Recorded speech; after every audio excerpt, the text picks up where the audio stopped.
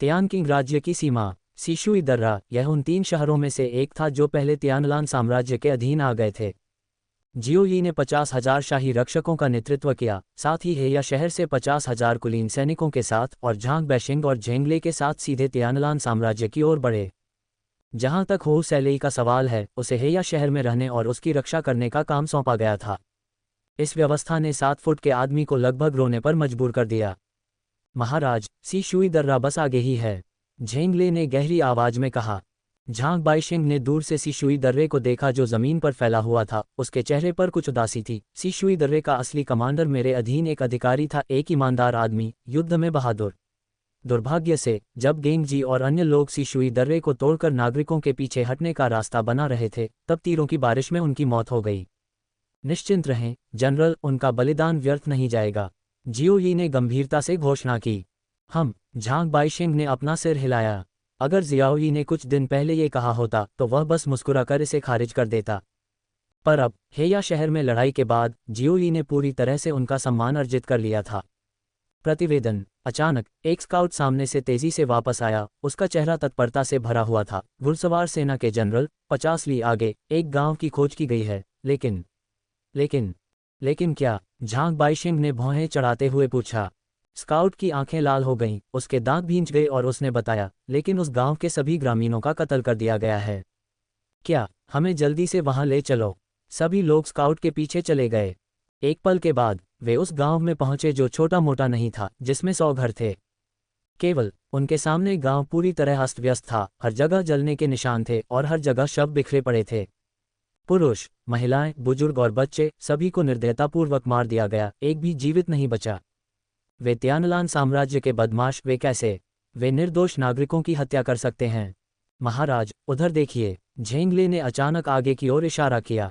जियोयी ने उसकी निगाह का अनुसरण किया और उसकी पुतलियां तेजी से सिकुड़ गईं, मानो उसके आसपास का तापमान तुरंत दर्जनों डिग्री गिर गया हो। सभी को हड्डियों को कंपा देने वाली ठंड महसूस हुई। यह एक बड़ी पत्थर की चक्की थी जो असमान खून के धब्बों से ढकी हुई थी। जियाओयी को सबसे ज्यादा गुस्सा उस पत्थर की चक्की पर पड़े कटे हुए हाथ पैर देखकर आया। ये अंग छोटे थे, सबसे बड़े तो बस 2-3 साल के बच्चे के थे और सबसे छोटे तो नवजात शिशु के भी चक्की के पात से पीसकर गूदा बना दिए गए थे और अब जमीन पर बिखरे पड़े थे। उफ! कुछ सैनिक जो ये दृश्य सहन नहीं कर सके, उन्होंने अपने मुंह ढक लिए और जोर जोर से उल्टी करने लगे। हालांकि जियोयी, झांग बैशिंग और झेंगले गुस्से से कांप उठे। रोष, क्रोध अपने चरम पर पहुंच गया। मारना, हत्या करने की इच्छा आसमान तक पहुंच गई। ये जानवर, वे ऐसा कैसे कर सकते हैं? झेंगले ने अपने दांत पीस लिए। उसे ऐसा लग रहा था जैसे उसके सीने में एक भयंकर आग जल रही हो और वह किसी भी क्षण फूट पड़ना चाहता हो। झांग बाइशिंग का चेहरा पीला पड़ गया था। उसकी मुट्ठियां कसकर बंद थीं और तनाव से चटक रही थीं। उसके नाखून उसके मांस में गड़े हुए थे। उसकी उंगलियों से खून बह रहा था, फिर भी वह पूरी तरह से अनजान लग रहा था। पत्थर की चक्की के चारों ओर कीमे के आधे मीटर ऊंचे ढेर को देखना, जिसके ऊपर टूटे हुए शरीर रखे हुए हैं। साम्राज्य पर आपका अगला अध्याय प्रतीक्षा कर रहा है। वे लगभग उन शिशुओं को देख सकते थे जो अभी भी लंगोट में थे, या फिर उन नन्हे मुन्नों को जो अभी बोलना शुरू कर रहे थे। तियानलान साम्राज्य के सैनिकों द्वारा पत्थर की चक्की पर बेरहमी से फेंका जा रहा था, जहां उन्हें पीसने वाले पत्थरों से मांस और खून में बदल दिया गया था। इनमें से कुछ बच्चे अभी बोल भी नहीं पा रहे थे, कुछ ने तो अपनी आंखें भी नहीं खोली थीं कि उन विशाल पत्थरों के बीच गूदे में तब्दील हो गए। कर्कश ध्वनि। जियाओयी ने अपनी मुट्ठियां भींच लीं, उसका जबड़ा कस गया, उसकी आंखें लाल हो गईं जब उसने झांग बैशिंग और झेंगले की ओर देखा। क्या आपको अब भी लगता है कि उन 4 लाख कैदियों का मेरा नरसंहार बहुत क्रूर था? ये बहुत दयालुता थी, उन्हें 1000 टुकड़ों में काट दिया जाना चाहिए था।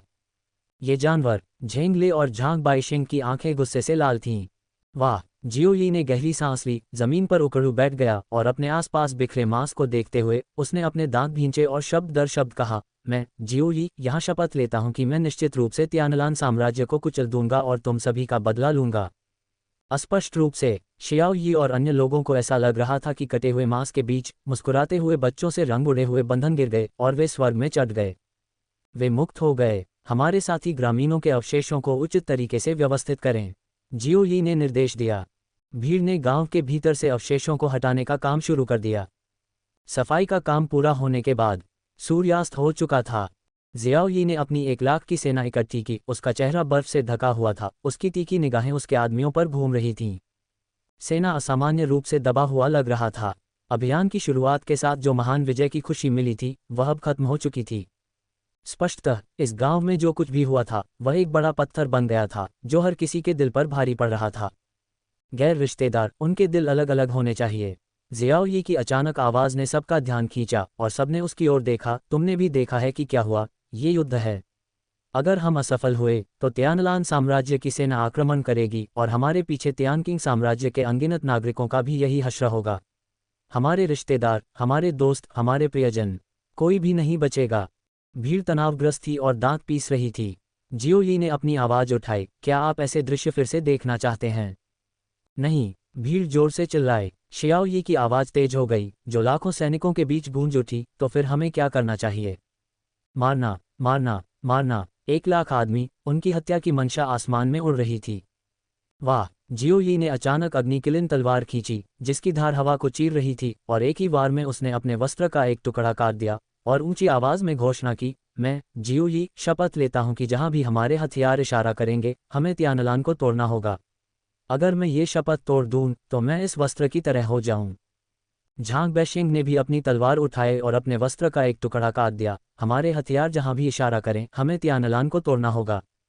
झेंगले ने भी यही कहा, क्या मुझे ये शपथ तोड़नी चाहिए? क्या मैं इस वस्त्र की तरह बन सकता हूँ? वाह, वाह, वाह! 1 लाख की कार्रवाई एक समान थी। हाथ उठाओ, वस्त्र काटो, जहां भी हमारे हथियार इशारा करेंगे हमें तियानलान को तोड़ना होगा। क्या मुझे ये शपथ तोड़नी चाहिए? क्या मैं इस वस्त्र की तरह बन सकता हूँ? 1 लाख आदमियों की दहाड़ से आसमान में कोलाहल मच गया। उनकी हत्या की मंशा और युद्ध की भावना मिलकर रक्तलाल बादल में बदल गई जो उनके सिर के ऊपर मंडराने लगा। जियाओ यी ने अपनी लंबी तलवार से आगे की ओर इशारा किया, आगे बढ़ो। लाखों की सेना की आवाज लोहे की लहर की तरह आगे बढ़ती हुई सुनाई दे रही थी। जिस तरह से साथ जियो यी के नेतृत्व में 1 लाख सैनिकों वाली सेना जहां भी जाती थी उसे रोका नहीं जा सकता था। सीशुई दर्रे पर तैनात तियानलान साम्राज्य के हजारों सैनिक उन्हें देखते ही भाग खड़े हुए थे और पीछे एक जलता हुआ भूतिया शहर छोड़ गए। गरजती लपटें आसमान तक पहुंच रही थीं, लेकिन जैसे ही शाओ यी की सेना वहां से गुजरी घने बादल छा गए, ठंडी हवाएं चलने लगीं और मूसलाधार बारिश हुई जिससे लपटें बुझ गईं जब तक कि तूफान के बाद आसमान साफ नहीं हो गया। इसके बाद हुआई शुई शहर, लियुयिन शहर। बिना अधिक प्रयास के इन दोनों शहरों पर भी शियाओ यी और उसके आदमियों ने पुनः कब्जा कर लिया। तियानलान साम्राज्य से खोए गए तीनों शहर किंग तियान साम्राज्य के हाथों में वापस आ गए। ये केवल इस बिंदु पर था कि जियाओ यी और उनके दल ने अंततः तियानलान साम्राज्य के क्षेत्र में कदम रखा। इस प्रकार नरसंहार का एक भव्य उत्सव शुरू हो गया। तियानलान साम्राज्य, झेंगसी शहर। ये तियानलान साम्राज्य और तियानकिंग साम्राज्य के बीच एक सीमावर्ती किला था और तियानलान साम्राज्य के पश्चिम में प्रवेश द्वार शहर के रूप में भी कार्य करता था। ये हेया शहर से भी अधिक विशाल था। शहर की दीवारें ही 100 मीटर ऊंची थीं और ये विशाल दीवारें दर्जनों मील तक फैली हुई थीं, मानो जमीन पर फैला कोई नीला अजगर तियानलान साम्राज्य के पश्चिमी द्वार की रखवाली कर रहा हो। साम्राज्य पर कहानियां पढ़ना जारी रखें। झेंगसी शहर का सेनापति झेंगसी का राजा झाओ कियानकुन था, जो अपनी अभेद्य रक्षा के लिए जाना जाता था। शहर के स्वामी के भवन के अंदर स्काउट रिपोर्ट देखते ही झाओ कियानकुन का चेहरा काला पड़ गया। उसने अपने सामने रखी मेज और कुर्सियों को जमीन पर पटक दिया और गाली देते हुए कहा, बेकार कचरा, गेंगजी और ली तेंगुलोंग, ये दो बेकार के टुकड़े, लाखों की सेना बस ऐसे ही पूरी तरह से नष्ट हो गई। वे क्या कर रहे थे? कृपया अपना क्रोध शांत करें मेरे स्वामी। महाराज, अब सबसे महत्वपूर्ण बात यह है कि तियानकिंग साम्राज्य की सेना को कैसे रोका जाए। उस 10 लाख सैनिकों वाली सेना को इकट्ठा करने के लिए हमारे तियानलान साम्राज्य ने लगभग अपना घोंसला खाली कर दिया था। यहाँ तक कि झेंगसी शहर से भी 1 लाख सैनिक वापस बुला लिए गए थे। अब जब केवल 1 लाख सैनिक ही बचे हैं तो हम क्या करें? एक के बाद एक झाओ कियानकुन के अधीनस्थों ने अपनी सलाह दी। तियानलान साम्राज्य कमोबेश तियानकिंग साम्राज्य के बराबर था। दोनों देशों के बीच राष्ट्रीय ताकत में बहुत कम अंतर था। पर अब एक साथ 10 लाख सैनिक खो देने के कारण वे गंभीर रूप से घायल हो गए। परिस्थितियों को देखते हुए हम अंतिम प्रयास के अलावा और क्या कर सकते हैं? झाओ कियानकुन ने ठंडे स्वर में कहा, जिस समय तियानकिंग साम्राज्य के विरुद्ध युद्ध छेड़ने का निर्णय लिया गया था मैं उससे असहमत था। फिर भी आप सभी ने सोचा था कि तियानकिंग हर तरफ से घिरा हुआ था, अपनी सबसे कमजोर अवस्था में था। अब जब मुसीबत आ गई है तो आप मुझसे पूछने आए हैं कि मुझे क्या करना चाहिए। आप पहले क्या कर रहे थे? सभी के साथ झाओ कियानकुन जेनेक्सी शहर की रक्षा कर रहे थे जबकि झांग बैशिंग हेया शहर की रक्षा कर रहे थे।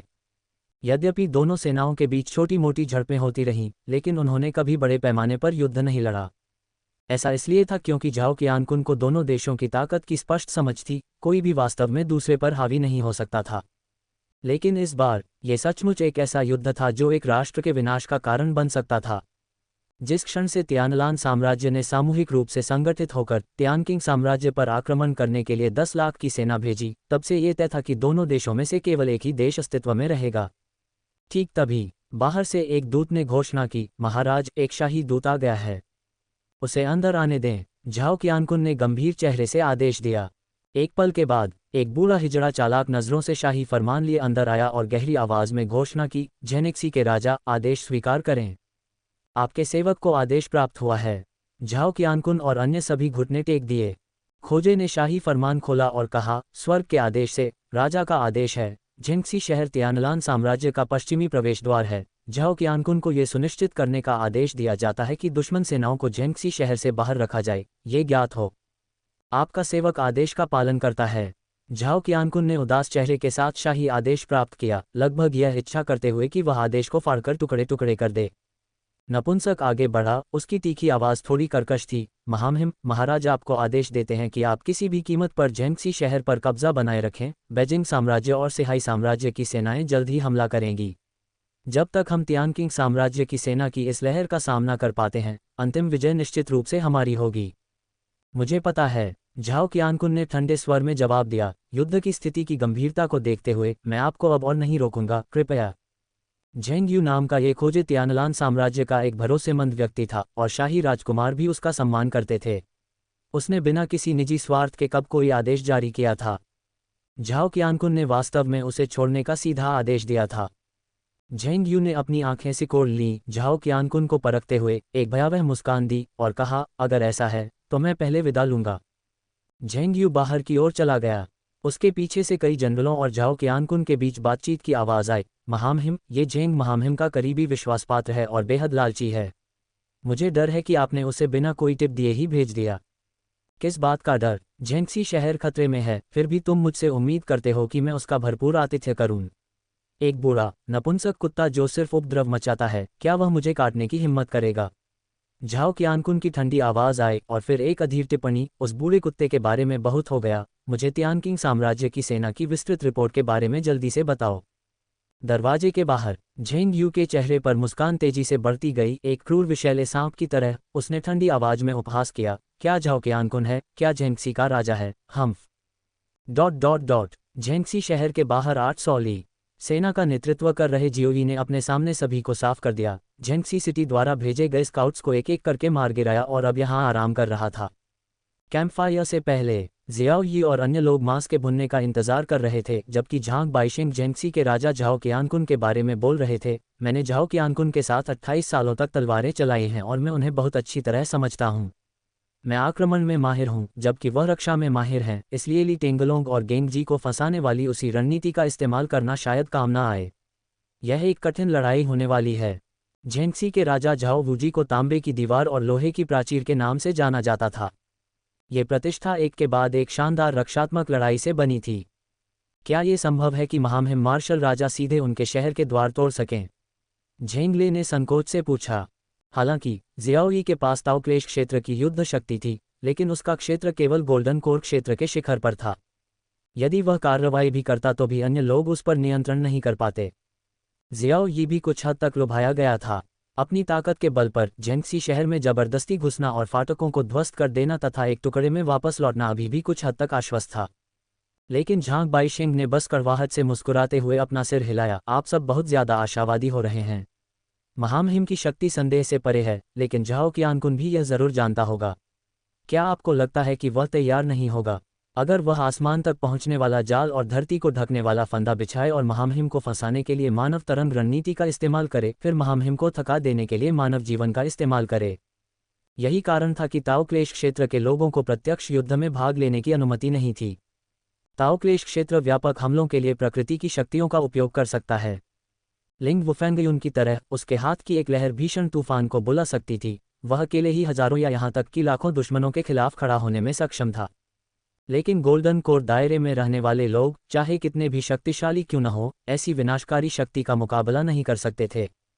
यदि झाओ कियानकुन ने शियाओई को उलझाने के लिए हजारों सैनिकों और जाल जैसी रणनीतियों का इस्तेमाल किया और फिर लागत की परवाह किए बिना तीरों की अथक बौछार का इस्तेमाल किया, तो वह अभी भी संभावित रूप से शियाओई को पकड़ सकता था।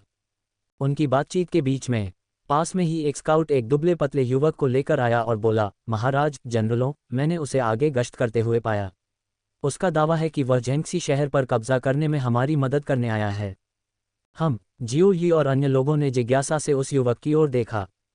जियाओ यी ने भौहें चढ़ाकर पूछा, आप कौन हैं?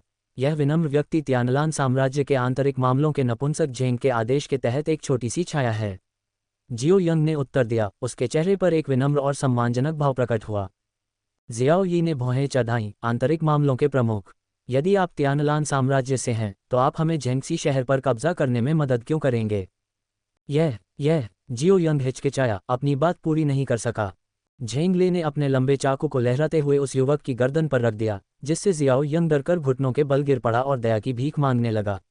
झेंगले ने कहा, बकवास कर, वरना मैं तुझे खत्म कर दूंगा।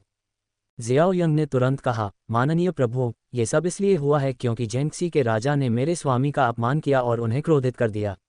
उन्होंने मुझे झेंगसी शहर की रक्षात्मक रूपरेखा और शहर की गश्ती अनुसूची आपके पास लाने का आदेश दिया। सेनापतियों, मैं ईश्वर की कसम खाता हूँ, मैंने जो कुछ भी कहा है वह सब सच है। अगर इसमें आधा भी झूठ है तो मुझे बिजली का झटका लगे और मैं पूरी तरह से मृत हो जाऊं। ये कहते हुए जियो यंग ने झेंगसी शहर का रक्षा मानचित्र और गश्ती कार्यक्रम तैयार किया। जियो यी ने उन्हें झांग बैशिंग को दे दिया। उनका निरीक्षण करने के बाद झांग बैशिंग ने उनकी ओर हल्का सा इशारा किया।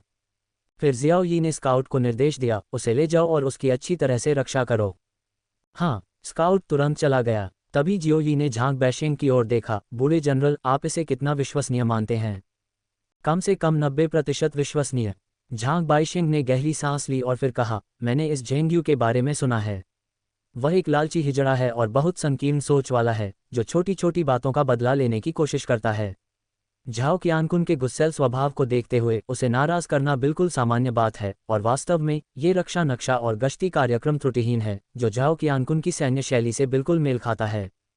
जैसा कि कहा गया है, झेंगसी शहर को तोड़ना अब हमारी पहुंच में है, झेंगले ने उत्साह से कहा। झांग बाइशिंग ने जोर से सिर हिलाया। जियो यी ने गहरी सांस छोड़ते हुए रक्षा मानचित्र को देखा और अपना सिर थोड़ा हिलाया। यहाँ तक कि नरक के राजा को भी देखना आसान है, छोटे शैतानों से निपटना मुश्किल है।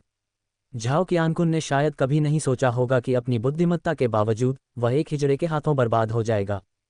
उस रात जियाओ यी और उसके आदमियों ने अपने घोड़ों को तेज गति से झेंगसी शहर की ओर दौड़ाया। 800 ली, 1 लाख की संख्या वाले इस सावधानीपूर्वक चयनित विशिष्ट बल के लिए यह मात्र 3 घंटे की यात्रा थी। अगले दिन भोर की पहली किरणें दिखाई दीं। झेंगसी शहर की रक्षा करने वाली सेना ये देखकर हैरान रह गई कि तियानकिंग साम्राज्य की सेना ने शहर से 10 ली दूर ही अपना डेरा जमा लिया था, और यह सब उनकी नाक के नीचे झेंगसी शहर के रक्षकों का ध्यान खींचे बिना हो गया था। इस घटना ने शहर के अंदर झाओ कियानकुन को पसीने से तरबतर कर दिया और वह खुद शहर की दीवार के ऊपर पहुंच गया। खट खट खट खट, झेंगले एक कमान झंडा लेकर एक लंबे घोड़े पर सवार होकर झेंगसी शहर के द्वार तक पहुंचा। क्या जनरल झाओ कियानकुन वहां हैं? झेंगले ने जोर से पुकारा। शहर की दीवारों के ऊपर झाओ कियानकुन ने अपनी आंखें सिकोड़ लीं और गहरी आवाज में कहा, आप कौन हैं? मैं झेंगले हूँ, तियानकिंग साम्राज्य के मार्शल राजा महामहिम शियाओ यी के अधीन सेवारत अग्रिम पंक्ति का अधिकारी। मैं जनरल झाओ को एक संदेश देने आया हूँ। झेंगले की आवाज़ ऊंची और गंभीर थी, एक बड़ी घंटी की तरह गूंज रही थी और गड़गड़ाहट के साथ गूंज रही थी। झाओ कियानकुन ने अपनी आंखें सिकोड़ते हुए जानबूझकर कहा, क्या मार्शल किंग जियाओ यी?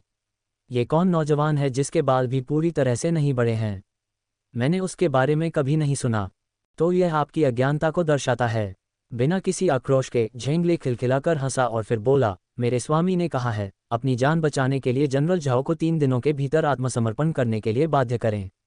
यदि आप 3 दिनों के बाद भी हठपूर्वक विरोध करते हैं तो मेरे स्वामी तियानकिंग साम्राज्य की विशाल सेना का नेतृत्व करते हुए झेंगसी शहर को कुचल देंगे। जो कोई भी तियानकिंग साम्राज्य की सेना को बाधित करेगा उसे बिना दया के मार दिया जाएगा।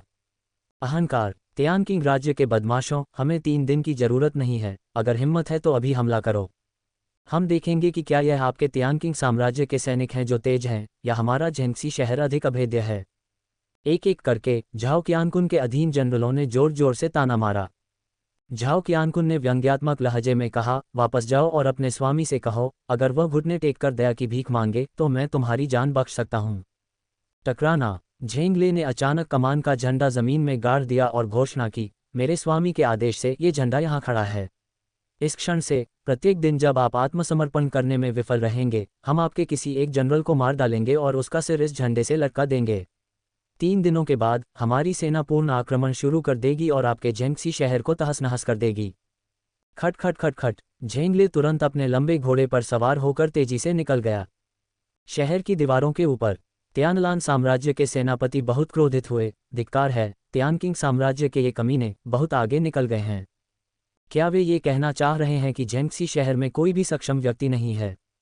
आदेश भेजें, मूल योजना को क्रियान्वित करें और गश्ती एवं सुरक्षा को दोगुना करें। झाओ कियानकुन ने ठंडी सांस ली और एक सहज झटके से एक तीर चलाया जिसने कमान ध्वज को चीर दिया, और आंखें सिकुड़ते हुए उसने दूर स्थित शियाओली और उसके आदमियों के शिविर की ओर देखा। मेरा झेंगसी शहर स्वर्ग और पृथ्वी का जाल है, मैं देखना चाहता हूं कि तुम मेरे जनरलों को कैसे मारोगे। लेकिन जहां तक झेंगले का सवाल है, जब वह शिविर में लौटा तो उसने पानी गटक लिया, अपने होंठ पोंछे और व्यंग भरी मुस्कान के साथ शियाओली की ओर देखा। महाराज, कृपया मुझे भविष्य में ऐसा काम करने के लिए न भेजें। आपने झाओ कियानकुन के अधीन उन जनरलों की आंखों में वह भाव नहीं देखा, ऐसा लग रहा था जैसे वे मुझे जिंदा ही खा जाना चाहते हों। जियाओ यी ने उदासीनता से कहा, अगर ऐसा है तो आपको अग्रिम अधिकारी के पद से मुक्त कर दिया जाएगा और आप क्वार्टरमास्टर बन सकते हैं। नहीं महाराज। झेंगले चिंतित हो गया और जल्दी से बोला, मैंने तो बिना सोचे समझे ही बोल दिया था। हा। जियाओ यी और झांग बाइशिंग दोनों दिल खोलकर हंसे, जिससे झेंगले को शर्मिंदगी महसूस हुई। जियो यी ने गंभीर स्वर में कहा, झेनिक्सी शहर की सुरक्षा की स्थिति क्या है? साम्राज्य से नए रोमांच का आनंद लें। अत्यंत कठोर। झेंगले भी गंभीर हो गया और गहरी आवाज में बोला, मैंने जो रक्षात्मक सेटअप देखा उसके आधार पर यह वास्तव में उस रक्षा मानचित्र पर दिखाए गए सेटअप के समान है। तो ऐसा लगता है कि रक्षा मानचित्र वास्तव में विश्वसनीय है। जियो यी ने सिर हिलाया। बेशक वे एक नाबालिग हिजड़े के कुछ शब्दों के आधार पर रक्षा मानचित्र की प्रामाणिकता पर विश्वास नहीं कर सकते थे। इस बार उन्होंने झेंगले को दुश्मन को उकसाने के लिए भेजा था, सबसे पहले दुश्मन सैनिकों को बाधित करने के लिए और दूसरा रक्षा मानचित्र की प्रामाणिकता की पुष्टि करने के लिए। झांग बैशिंग ने कहा, महाराज, आपने झेंगले को वह कमांडिंग बैनर स्थापित करने को कहा था और यह भी दावा किया था कि हर दिन एक दुश्मन सैनिक का सिर उस पर लटकाया जाएगा। क्या आप व्यक्तिगत रूप से कार्रवाई करने जा रहे हैं? हम। जियो यी ने सिर हिलाया। झेंगले ने भौहें चढ़ाईं और कहा, ऐसा करने से हालांकि हम उनके सैन्य हृदय को विचलित कर सकते हैं, लेकिन इससे झाओ कियानकुन भी सतर्क हो जाएगा। वह अपनी रक्षात्मक सेना बढ़ा सकता है, जो हमारे लिए फायदेमंद नहीं है। झांग बैशिंग ने उसे घूरते हुए कहा, क्या तुम्हें लगता है कि तुम ही एकमात्र ऐसे व्यक्ति हो जो ऐसा सोच सकते हो? झेंगले दंग रह गया। झांग बैशिंग ने एक अर्थपूर्ण मुस्कान प्रकट की, सैन्य रणनीति में प्रत्यक्ष टकराव निम्न है, मनोवैज्ञानिक युद्ध श्रेष्ठ है। महामहिम के पास एक सुविचारित योजना है। आइए बस प्रतीक्षा करें और शो का आनंद लें। उसी रात पश्चिमी शहर में जनरलों का एक समूह एकत्र हुआ। जनरल झांग ती झाओ कियानकुन के प्रचंड सेनापतियों में से एक थे, जिनकी स्वर्णिम कोर क्षेत्र की 5वीं परत में साधना थी और उनमें जन्मजात दिव्य शक्ति थी। युद्ध में प्रचंड और निडर, उन्होंने एक शक्तिशाली सैन्य कीर्तिमान स्थापित किया था। हालांकि उनका स्वभाव बहुत आवेगपूर्ण था। एक सेनापति के रूप में तो उपयुक्त थे, लेकिन एक सेनापति के रूप में नहीं, और अकेले अपनी स्थिति बनाए रखने में असमर्थ थे। झाओ कियानकुन को रातों रात रक्षात्मक बलों में वृद्धि करते देख झांग ती बहुत असंतुष्ट था और बुदबुदाया, मेरे स्वामी, जियोई एक नौसिखिया युवक के अलावा कुछ नहीं है। उसके शब्दों पर इतना हंगामा क्यों? चुप रहो। झाओ कियानकुन ने तेजी से बीच में टोकते हुए कहा, योजना के अनुसार रक्षा और पहरा दो और अपनी सुरक्षा का भी ध्यान रखो। जियाओ यी तियानकिंग साम्राज्य की सर्वोच्च प्रतिभा है। यहाँ तक कि राष्ट्रीय गुरु भी उससे हार गया था। उसे कम मत समझो, कहीं ऐसा न हो कि वह तुम्हारा सिर काट ले। आश्वस्त रहिए महाराज, हम वर्षों से युद्ध लड़ते आ रहे हैं और हम ऐसी नौसिखिए जैसी गलती नहीं करेंगे। यदि वह आने की हिम्मत करता है तो मैं ये सुनिश्चित करूंगा कि वह वापस न आए। पुरुषों ने गंभीरतापूर्वक शपथ ली। पुरुषों को जाते हुए देखकर झाओ कियानकुन ने तारों से भरे आकाश की ओर देखा और अपनी भौहें रगड़ते हुए कहा, मुझे आशा है। ये केवल मेरी आशंकाएं हैं। अगले दिन भोर में झाओ कियानकुन अचानक गहरी नींद से जाग गया। उसका माथा ठंडे पसीने से भीग गया था। उसने चारों ओर देखा और फिर एक लंबी सांस छोड़ते हुए कहा, अच्छा, ये तो बस एक बुरा सपना था। जैसे ही वे शब्द गिरे, दरवाजे के बाहर से अचानक दस्तक की आवाज आई महाराज, कुछ भयानक हुआ है। जनरल झांगती का सिर शहर के द्वार के बाहर झंडे पर लटका दिया गया है। क्या? झाओ qianqun चौंक गया, उसका शरीर बिस्तर से उछलकर दरवाजे से बाहर भाग गया। रास्ते में वह लगातार सेना और नागरिकों के बीच फुसफुसाहट सुन सकता था। क्या तुमने सुना? जनरल झांगती का सिर काटकर शहर के फाटक के बाहर लटका दिया गया था। यहाँ तक कि उनके बगल में लेटी जनरल की पत्नी को भी आज सुबह उठने तक इसका एहसास नहीं हुआ।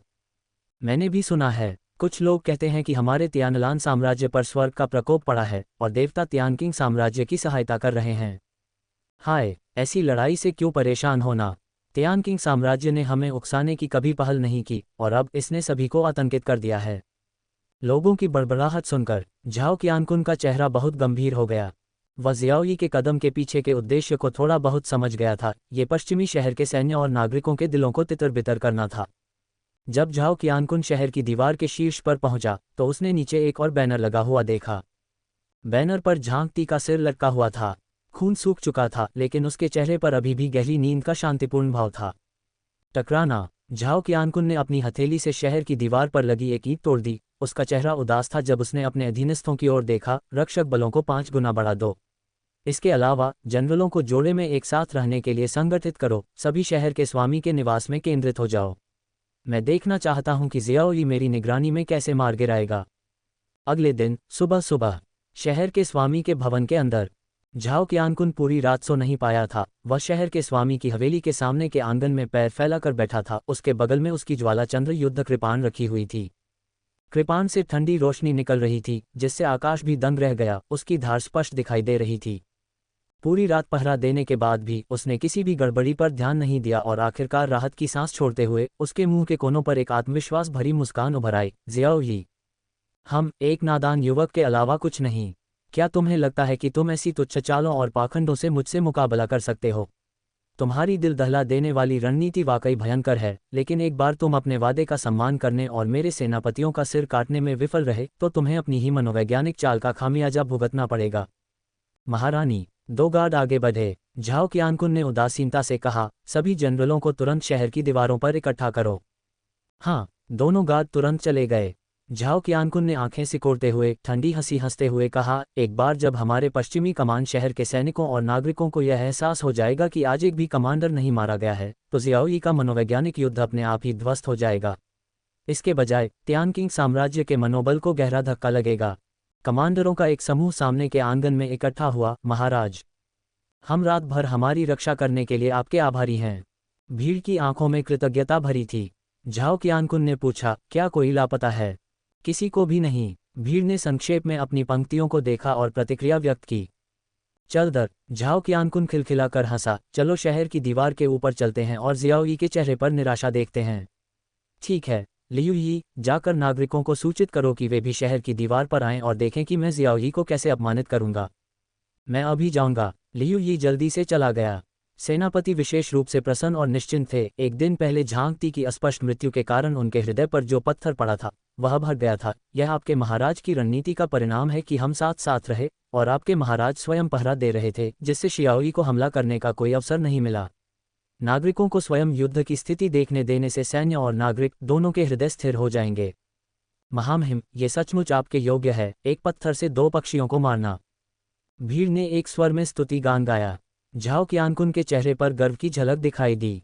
जब झाओ qianqun कमांडरों के एक समूह के साथ शहर की दीवार के नीचे पहुंचे तो उन्होंने पाया कि कई नागरिक पहले से ही वहां एकत्र हो चुके थे। महाराज, कल रात कुछ नहीं हुआ है न? महारानी। झाओ qianqun ने शांत भाव से शांति का संकेत दिया। निश्चिंत रहो मेरे लोगों, मैंने कल रात व्यक्तिगत निगरानी रखी और सभी जनरल सुरक्षित और स्वस्थ हैं। जब तक हम सैन्य और नागरिक एकजुट रहेंगे तियानकिंग साम्राज्य हमारे पश्चिमी कमान शहर में कदम नहीं रख पाएगा। महामहिम, आपकी जय हो। सचमुच जैसा कि कहा जाता है, लोहे की दीवार और कांसे की दीवार, महाराज वास्तव में हमारी शांत सागर दिव्य सुई हैं। नागरिकों के जयकारों के बीच झाओ qianqun ने ऊंची आवाज में घोषणा की, सभी लोग मेरे पीछे दीवारों तक आएं और देखें। बाद में मुझे आपको ऊंची आवाज में चिल्लाने के लिए परेशान करना होगा ताकि तियानकिंग साम्राज्य के सैनिकों को पता चल सके कि पश्चिमी कमान शहर के लोग और सेना एकजुट और अभेद्य हैं। निश्चिंत रहें महाराज, हम आपको निराश नहीं करेंगे। लोग झाओ qianqun के नेतृत्व का अनुसरण करते हुए शहर की दीवार की ओर बढ़े। तथापि उसने मुश्किल से शहर की दीवार पर पैर रखा था कि उसने एक गार्ड को लुढ़कते हुए अपनी ओर आते देखा। उसका चेहरा परेशानी से भरा हुआ था।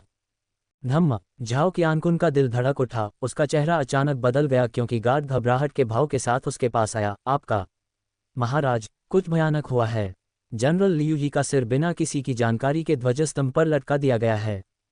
क्या? झाओ कियानकुन का चेहरा राख हो गया। आसपास के कमांडरों के चेहरों पर मुस्कान गायब हो गई तथा उनकी जगह सदमे और भय ने ले ली। उनके पीछे नागरिक एक दूसरे को असमंजस में देख रहे थे। क्या उन्होंने नहीं कहा था कि कुछ नहीं हुआ? एक और जनरल कैसे मर गया? मैंने सुना है कि महामहिम ने कल रात व्यक्तिगत निगरानी रखी थी, फिर कैसे कुछ गलत हो सकता है? क्या ये सचमुच वैसा ही हो सकता है जैसा कि अफवाहें कहती हैं? दैवीय प्रकोप? क्या कोई देवता है जो तियानकिंग साम्राज्य की मदद कर रहे हैं? मानव हृदय सबसे जिद्दी होते हुए भी सबसे नाजुक होता है। अगर आज किसी कमांडर का सिर झंडे पर नहीं फहराया जाता तो शियाओई की धमकी टूट जाती और पश्चिमी कमान शहर के सैनिकों और नागरिकों दोनों का उत्साह बढ़ता और उनकी एकता और मजबूत होती। एकजुट होकर वे पश्चिमी कमान शहर को एक अटूट किला बना सकते थे। लेकिन अब सैन्य मनोबल और नागरिक मनोबल दोनों को एक बार फिर करारा झटका लगा था। एक के बाद एक विचलित कमांडरों और नागरिकों की बदलती निगाहों को देखते हुए, जिनमें अब पहले जैसा अटूट विश्वास नहीं रहा, झाओ कियानकुन का चेहरा तेजी से पीला पड़ गया। उसके गले में एक मिठासी उठ रही थी जैसे एक कौर गर्म खून से भर गया हो और उसने उसे थूक दिया। यह अच्छा नहीं है। राजकुमार गिर पड़ा है, जल्दी से उसे संभाल कर रखो। राजकीय चिकित्सक कहाँ है? राजकीय चिकित्सक को जल्दी से ढूंढो। पश्चिमी झेंसी का पूरा शहर अराजकता में डूब गया। किसी ने ध्यान नहीं दिया। उस कोने में एक चांदी की आकृति ने यह सब देखा और फिर चुपचाप भूमिगत हो गई। एक पल के बाद तियानकिंग साम्राज्य के सैन्य शिविर के भीतर लिटिल लिन जमीन से उभरा और जियाओई के कंधे पर चढ़ गया। बॉस, सब कुछ आपकी योजना के अनुसार हुआ। झाओ कियानकुन इतना क्रोधित हुआ कि उसने खून थूका और बेहोश हो गया। अब पश्चिमी झेंसी शहर पूरी तरह से अस्त व्यस्त हो गया है। अच्छा, जियोई ने लिटिल लिन के सिर को सहलाया। तुमने पिछले 2 दिनों में कड़ी मेहनत की है। केवल लिटिल लिन ही झाओ कियानकुन की चौकस निगाह के तहत पश्चिमी झेंसी शहर में घुस सकता था और चुपचाप एक गोल्डन कोर विशेषज्ञ को मार सकता था। लिटिल लिन ने अपनी जीभ हिलाई और पूछा, बॉस, क्या हम आज रात जारी रखें? जियाओई ने अपना सिर हिलाया, नहीं, हम आज रात हत्या नहीं करेंगे। मैंने पहले ही किसी को रात भर में इस रक्षा योजना और गश्ती कार्यक्रम की 1 लाख प्रतियां तैयार करवा दी हैं। आज रात तुम्हारा काम इन रक्षा मानचित्रों और गश्ती कार्यक्रमों को पश्चिमी झेंसी शहर में बांटना है। मैं चाहता हूं कि शहर में हर कोई जान जाए कि झेंग यू ने उन्हें धोखा दिया है। हम अब और नहीं मार सकते। लिटिल लिन निराश दिखी। एम्पायर पर कहानियां खोजें। जियो यी ने उसके सिर पर थपथपाया और उसे सख्ती से घूरा। लिटिल लिन ने फिर से अपनी जीभ हिलाई। तभी जियाओई ने झांग बैशिंग और झेंगले की ओर मुड़कर कहा, जनरलों, सैनिकों को इकट्ठा करो। कल सुबह हम पूर्ण हमला शुरू करेंगे। हाँ, दोनों व्यक्ति स्पष्ट रूप से उत्साहित थे। उसी रात बिस्तर पर लेटे झाओ कियानकुन ने अपना कुछ क्यूई रक्त पुनः प्राप्त कर लिया था। जनरलों का एक समूह बिस्तर के चारों ओर इकट्ठा होकर उसे चिंतित दृष्टि से देख रहा था। झाओ कियानकुन ने अपना सिर हिलाया, चिंता मत करो, मैं अभी मरा नहीं हूं। महाराज, हमारी सैन्य शक्ति बिखर गई है और जनता अशांत है। अब हमें क्या करना चाहिए? जनरलों ने पूरी तरह असमंजस में उनकी ओर देखा। झाओ कियानकुन ने सख्ती से कहा, इससे कोई फर्क नहीं पड़ता। हमारे पास अभी भी रक्षा का लाभ है। जब तक उसने बोलना खत्म नहीं किया था, अचानक बाहर शोर मच गया। झाओ कियानकुन ने भौहें चढ़ाईं। क्या हो रहा है? चरमराहट। एक सिपाही घबराहट से दौड़ता हुआ आया। उसके हाथ में एक कागज का टुकड़ा था। उसका चेहरा घबराहट से भरा हुआ था। महाराज, कुछ भयानक घटित हुआ है। धम्म। शयन कक्ष में उपस्थित सभी लोग भय से घबरा गए। इन दिनों वे लोग ये शब्द सुनकर बहुत डर गए थे। यह ऐसा था जैसे जीवन या मृत्यु का आह्वान हो रहा हो। झाओ कियानकुन ने भौहें चढ़ाईं। क्या हुआ? सैनिक ने तुरंत स्क्रॉल पेश किया। संदेश में लिखा है कि झेंग नपुंसक ने पश्चिमी झेंसी शहर के हमारे रक्षा मानचित्र और गश्ती कार्यक्रम को तियानकिंग साम्राज्य को लीक कर दिया है। झेंग ने हम सभी को धोखा दिया है। क्या यह असंभव है? हर किसी की अभिव्यक्ति नाटकीय रूप से बदल गई। लेकिन जब उन्होंने स्क्रॉल पर दर्शाए गए रक्षा मानचित्र और गश्ती कार्यक्रम देखे तो प्रत्येक व्यक्ति का चेहरा निराशा से भर गया। ये वास्तव में हमारा रक्षा मानचित्र है। झेंगयू, वह शापित हिजड़ा 1000 टुकड़ों में काट दिए जाने लायक है। उसकी हिम्मत कैसे हुई ऐसा करने की? महाराज, अब हम क्या करें? सेनापति भय से झाओ कियानकुन की ओर देखने लगे। रक्षा मानचित्र और गश्ती कार्यक्रम उजागर हो जाने के कारण उनके लिए कोई भी समायोजन करना बहुत देर हो चुकी थी। इसका मतलब था कि पश्चिमी झेंसी शहर के भीतर की हर चीज तियानकिंग साम्राज्य के लोगों के सामने आ गई थी। अब कोई रहस्य नहीं बचा था। झाओ कियानकुन चुप रहा, उसका हाथ जो कागज पकड़े हुए था हिंसक रूप से कांप रहा था। अचानक झाओ कियानकुन ने अपना सिर पीछे फेंका और मुंह में ताज़ा खून उगल दिया। उसका क्यूई रक्त तुरंत कमजोर हो गया और उसकी आंखों से खून के आंसू की 2 बूंदें गिर गईं। पश्चिमी झेंसी शहर खत्म हो गया है। अगले दिन भोर में आसमान अभी अभी चमका था और सुबह का सुनहरा सूरज धरती पर अपनी चमक बिखेर रहा था। पूरे झेंगसी शहर पर एक लंबी लंबी छाया डालते हुए शहर की दीवारों पर लगे बैनर नीले आकाश के खिलाफ लहरा रहे थे, जिससे सरसराहट की आवाज पैदा हो रही थी, लेकिन हवा अपने साथ उजाड़पन की भावना ला रही थी। विशाल झेंगसी शहर ऊपर से नीचे तक उदास था। सैनिकों का उत्साह, लोगों के दिल, सब मंद पड़ गए थे।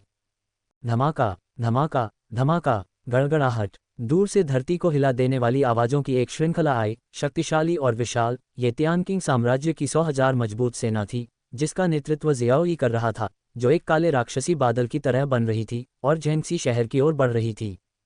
उनकी गति तेज नहीं थी, लेकिन इससे एक अत्यंत भारी और दमघोंटू उपस्थिति का आभास होता था, मानो एक विशाल पत्थर हर किसी की छाती पर भारी पड़ रहा हो।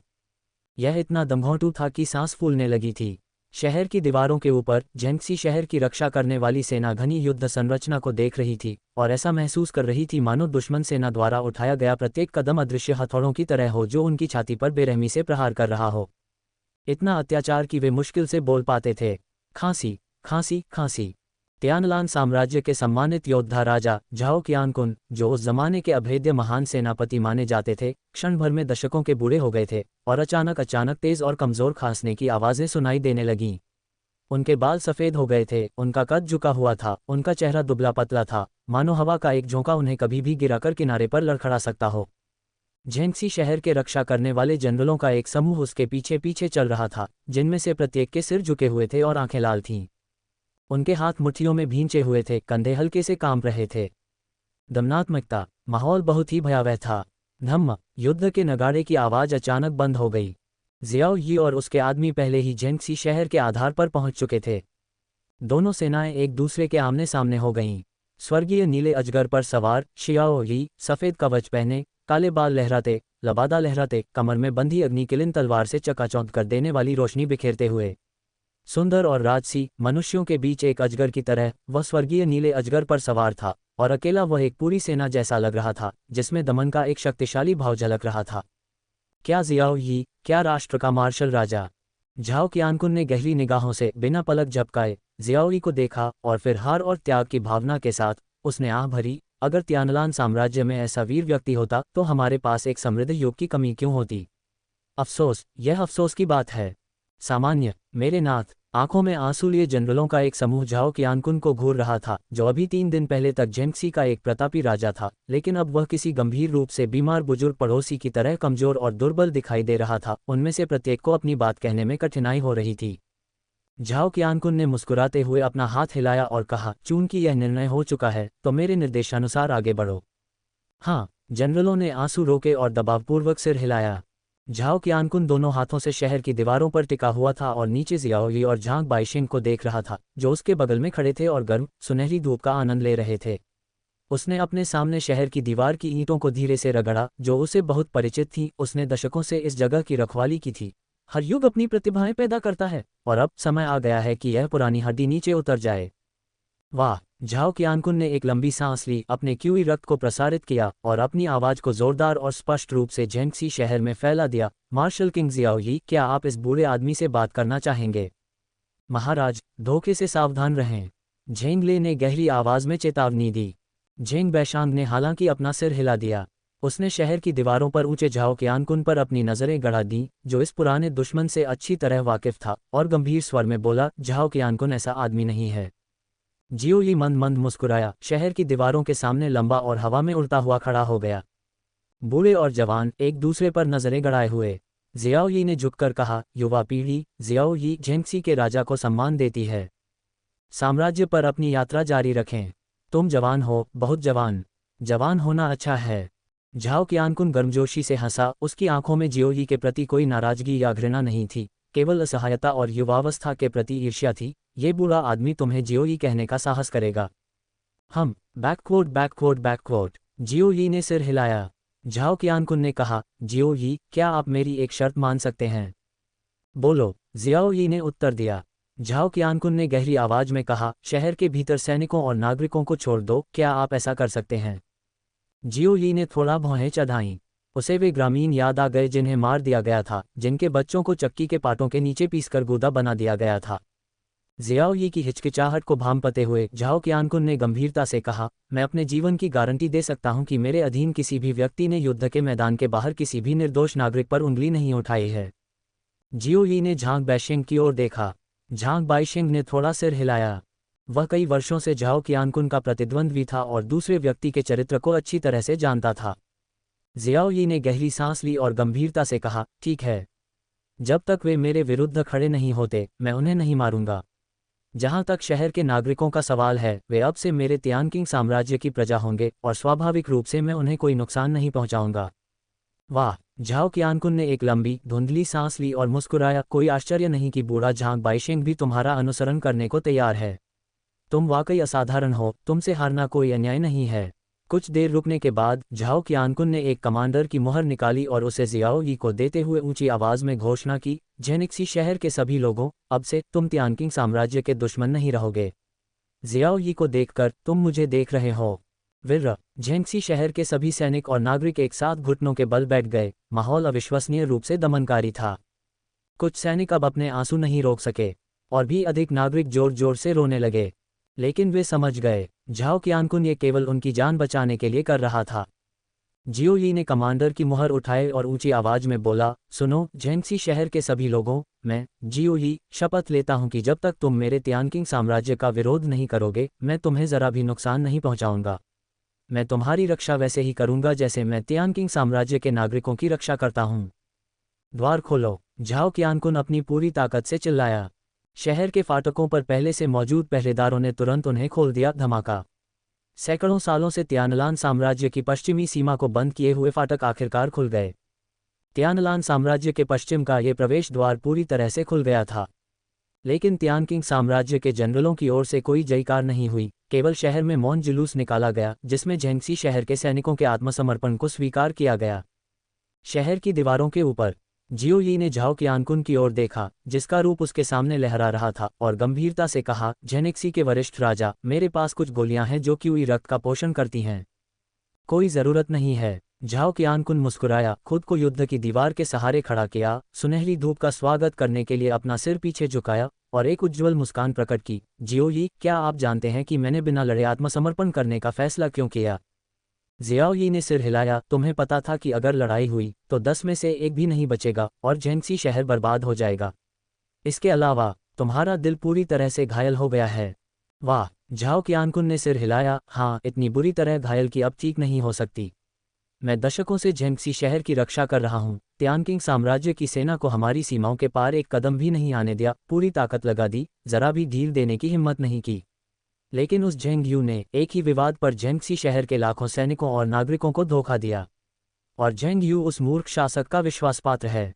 ऐसी स्थिति में मैं थक गया हूँ।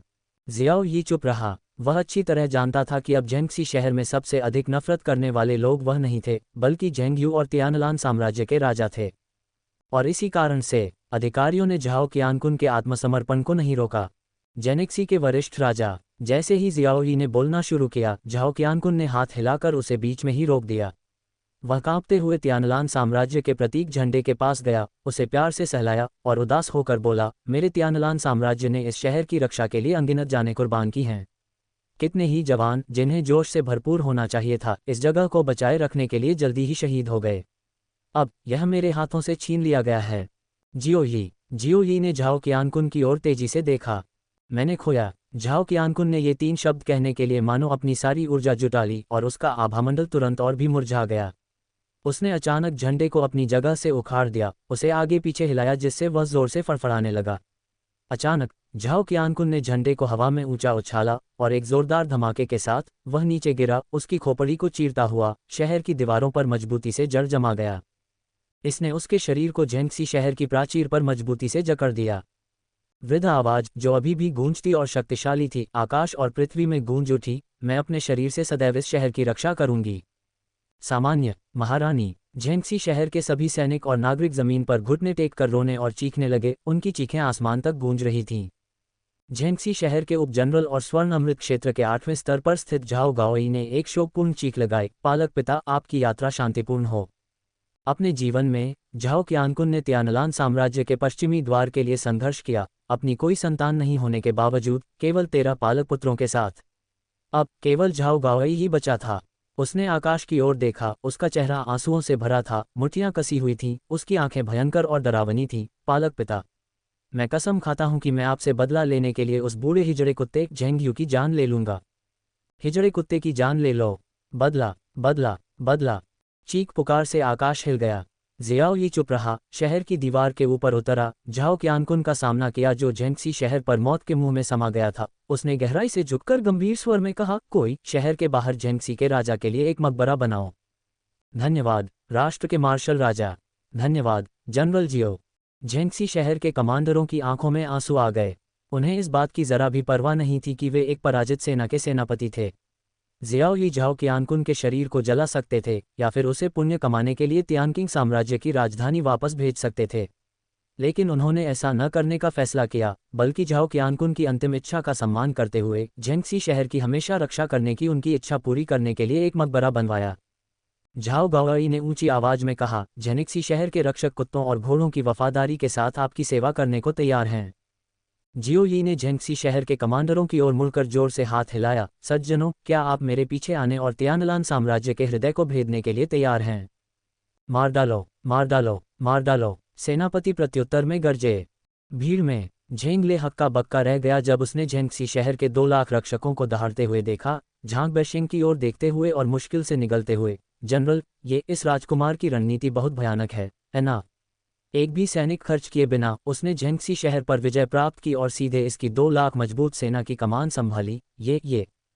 ये तो अकल्पनीय था। झांग बाइशिंग भी आश्चर्यचकित दिखे, लेकिन झेंगले के विपरीत उन्हें यह अविश्वसनीय नहीं लगा और उन्होंने गहरी आवाज में कहा, महामहिम का करिश्मा ऐसा है। हमारे तियानकिंग साम्राज्य में ऐसे विलक्षण व्यक्ति के साथ हमें समृद्ध न होने की चिंता क्यों करनी चाहिए? झेंगसी शहर के पुनर्गठन में ज्यादा समय नहीं लगा। आखिरकार झाओ qianqun एक ईमानदार इंसान थे। आत्मसमर्पण करने का फैसला करके वो स्पष्टवादी और ईमानदार थे। इसके अलावा जियो यी के कार्यों ने झेंगसी शहर के निराश सैनिकों और नागरिकों का अनुमोदन प्राप्त कर लिया था। सब कुछ व्यवस्थित ढंग से आगे बढ़ा। झेंगसी शहर की रक्षा के लिए तियानकिंग साम्राज्य से 10,000 सैनिकों को छोड़कर जियो यी ने शेष 2,90,000 सैनिकों का नेतृत्व किया और अगले दिन तियानलान साम्राज्य के हृदय की ओर शक्तिशाली रूप से आगे बढ़ा। तियानलान साम्राज्य पहले ही 10 लाख सैनिकों को खो चुका था और झेंगसी शहर भी खो चुका था। अब 2 लाख सैनिक और चले गए। राज्य के अंदर बहुत समय से खालीपन छाया हुआ था। झाओ गाओई और अन्य लोगों के नेतृत्व में सड़क के किनारे स्थित कई शहरों पर आक्रमण की आवश्यकता ही नहीं पड़ी। दुश्मन अपने द्वार खोलकर स्वेच्छा से शियाओई और उसकी सेना के हाथों में पड़ गए।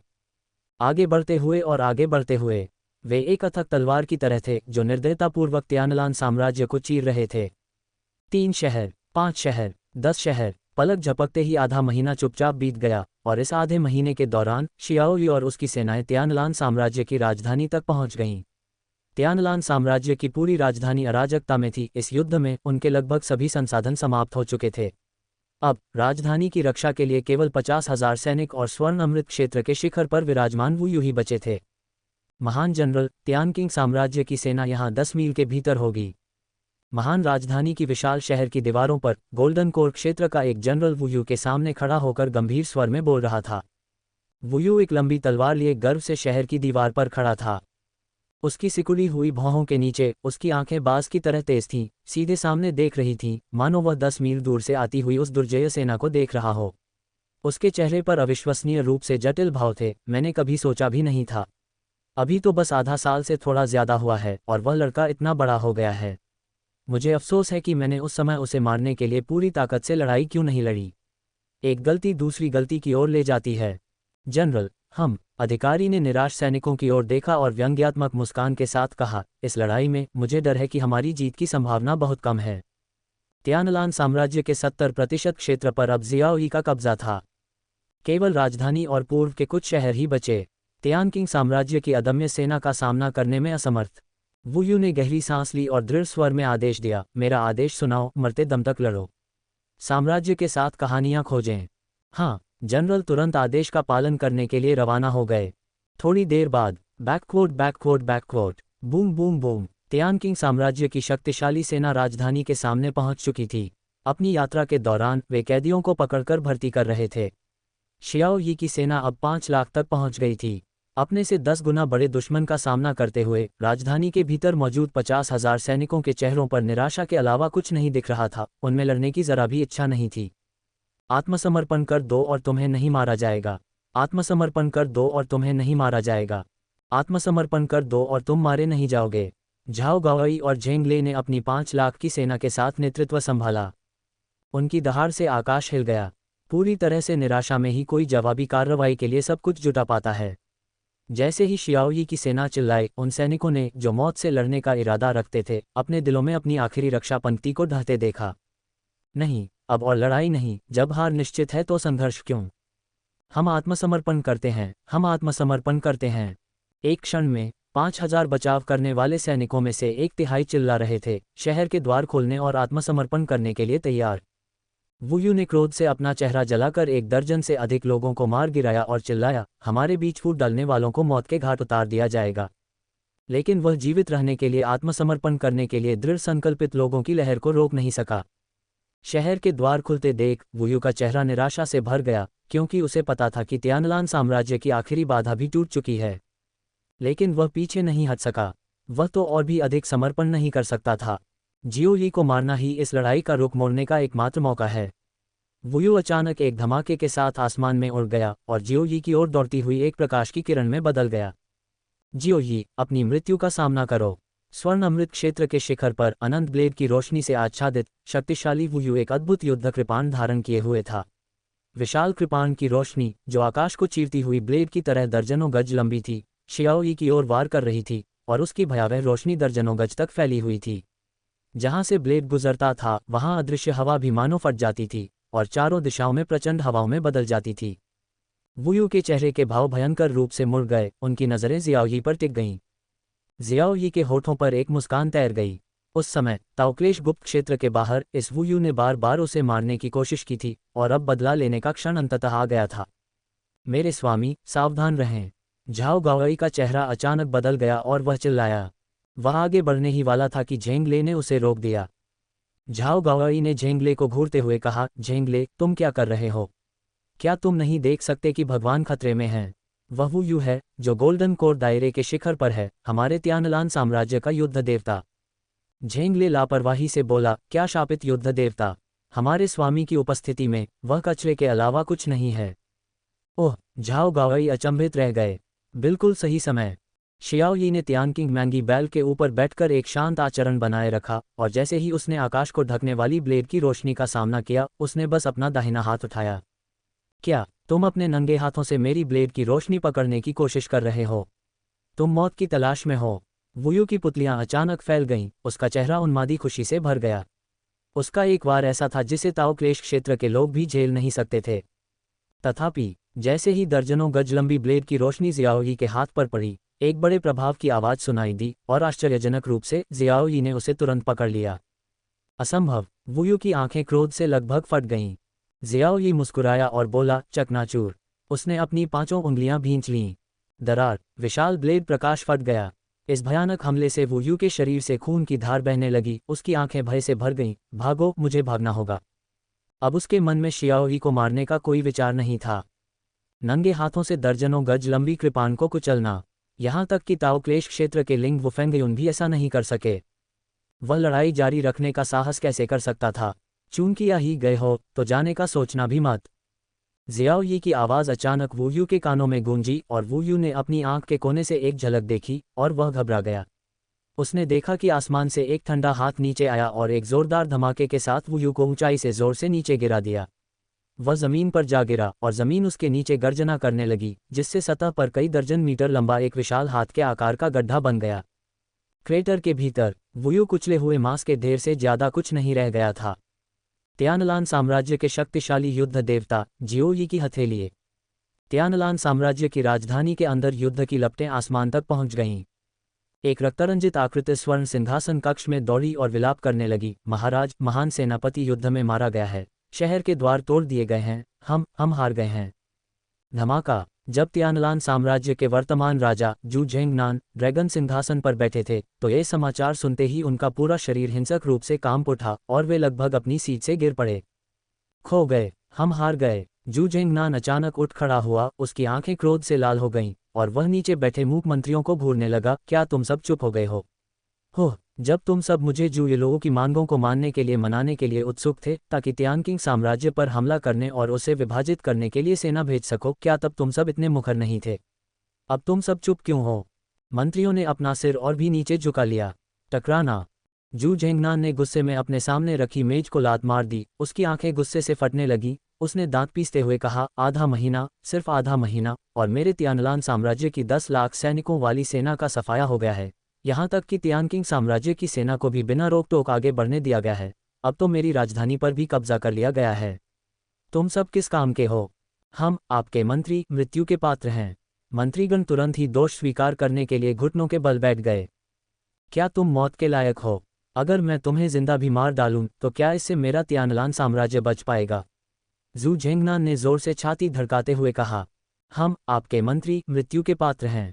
मंत्रीगण एक बार फिर झुककर प्रणाम करने लगे। अपने सामने खड़े मंत्रियों को देखकर जू झेंगनान अचानक उन्मत्त हंसी में फूट पड़ा। अब मैं समझ गया, ये साम्राज्य केवल मेरा है, तुम लोग तो बस मंत्री हो। अगर राजा को बदल भी दिया जाए तो भी तुम लोग मंत्री के रूप में काम कर सकते हो। तुम्हें मेरे साम्राज्य की कोई परवाह नहीं है। चूंकि ऐसी बात है तो तुम सब मेरे राज्य में मृत्यु के समय भी साथ चलो। झंकार। जू झेंगनान ने अपनी तलवार निकाली और मंत्रियों के बीच में घुस गया। धप धप धप। तलवार के प्रत्येक वार से एक मंत्री मारा जाता था। महाराज, हमारी जान बख्श दीजिए। मैं आपके प्रति वफादार रहा हूं महाराज। वफादारी? मुझे अब तुम्हारी वफादारी की जरूरत नहीं है। तुम सब मृत्यु में मेरे राज्य के साथ रहोगे। पागल प्रतीत होते हुए जू झेंगनान ने अपने सामने के मंत्रियों को उन्मत्ततापूर्वक मार डाला। अब वह अपनी सीमा के अंत तक पहुंच चुका था। एक सम्राट अपनी बुद्धि के अंत पर है, अब उसे कोई आशा नहीं दिख रही है। उन्मादी कत्लेआम ने जू झेंगनान को खून से लथपथ कर दिया। तभी अचानक उसकी नज़र झेंग यू पर पड़ी, जो एक तरफ छिपा हुआ था। उसकी अभिव्यक्ति और भी क्रूर हो गई। हे नपुंसक कुत्ते, अगर तुम न होते तो झेंगसी शहर में इतनी आसानी से सेंध कैसे लगती? मेरे अनुग्रह से तुम्हें हर तरह की बुराइयां करने का साहस मिला है, लेकिन झेंगसी शहर मेरे तियानलान साम्राज्य का प्रवेश द्वार है। ऐसे महत्वपूर्ण क्षण में जाल बिछाने की तुम्हारी हिम्मत कैसे हुई? मैं तुम्हें मार डालूंगा। नहीं महाराज, कृपया अपने सेवक को छोड़ दीजिए। भय से भरे चेहरे के साथ झेंग यू ने जू झेंगनान के पैर को बुरी तरह से पकड़ लिया। तुम्हें छोड़ दूं? अगर मैं तुम्हें छोड़ दूं तो मेरे तियानलान साम्राज्य को कौन छोड़ेगा? जू झेंगनान गरजा। उसकी लंबी तलवार झेंग यू पर वार करने के लिए तैयार थी। साम्राज्य पर अपनी गाथा जारी रखो। लेकिन तभी एक तेज तलवार अचानक उसके शरीर के निचले हिस्से को चीरती हुई सीधे उसकी छाती से बाहर आ गई, जिसके पीछे खून और कटे हुए अंग थे। जू झेंगनान ने हिंसक रूप से मुंह में खून थूका। ड्रैगन सिंहासन पर गिर पड़ा। खून से सने हाथों से झेंग यू को देखता रहा। तुम। एक ठंडी खर्राट के साथ झेंग यू का चेहरा बर्फ सा हो गया। मुझे बूढ़ा कुत्ता और हिजड़ा कहना अच्छा लगा होगा, है ना? अब तुम सिर्फ एक गिरे हुए देश के राजा हो, फिर भी खुद को राजा समझ रहे हो। तुम अब भी मुझे मारना चाहते हो? मैंने तो बस लॉर्ड जियाओई से गुप्त रूप से संपर्क करने और अंदर बाहर से समन्वय करने की योजना बनाई थी।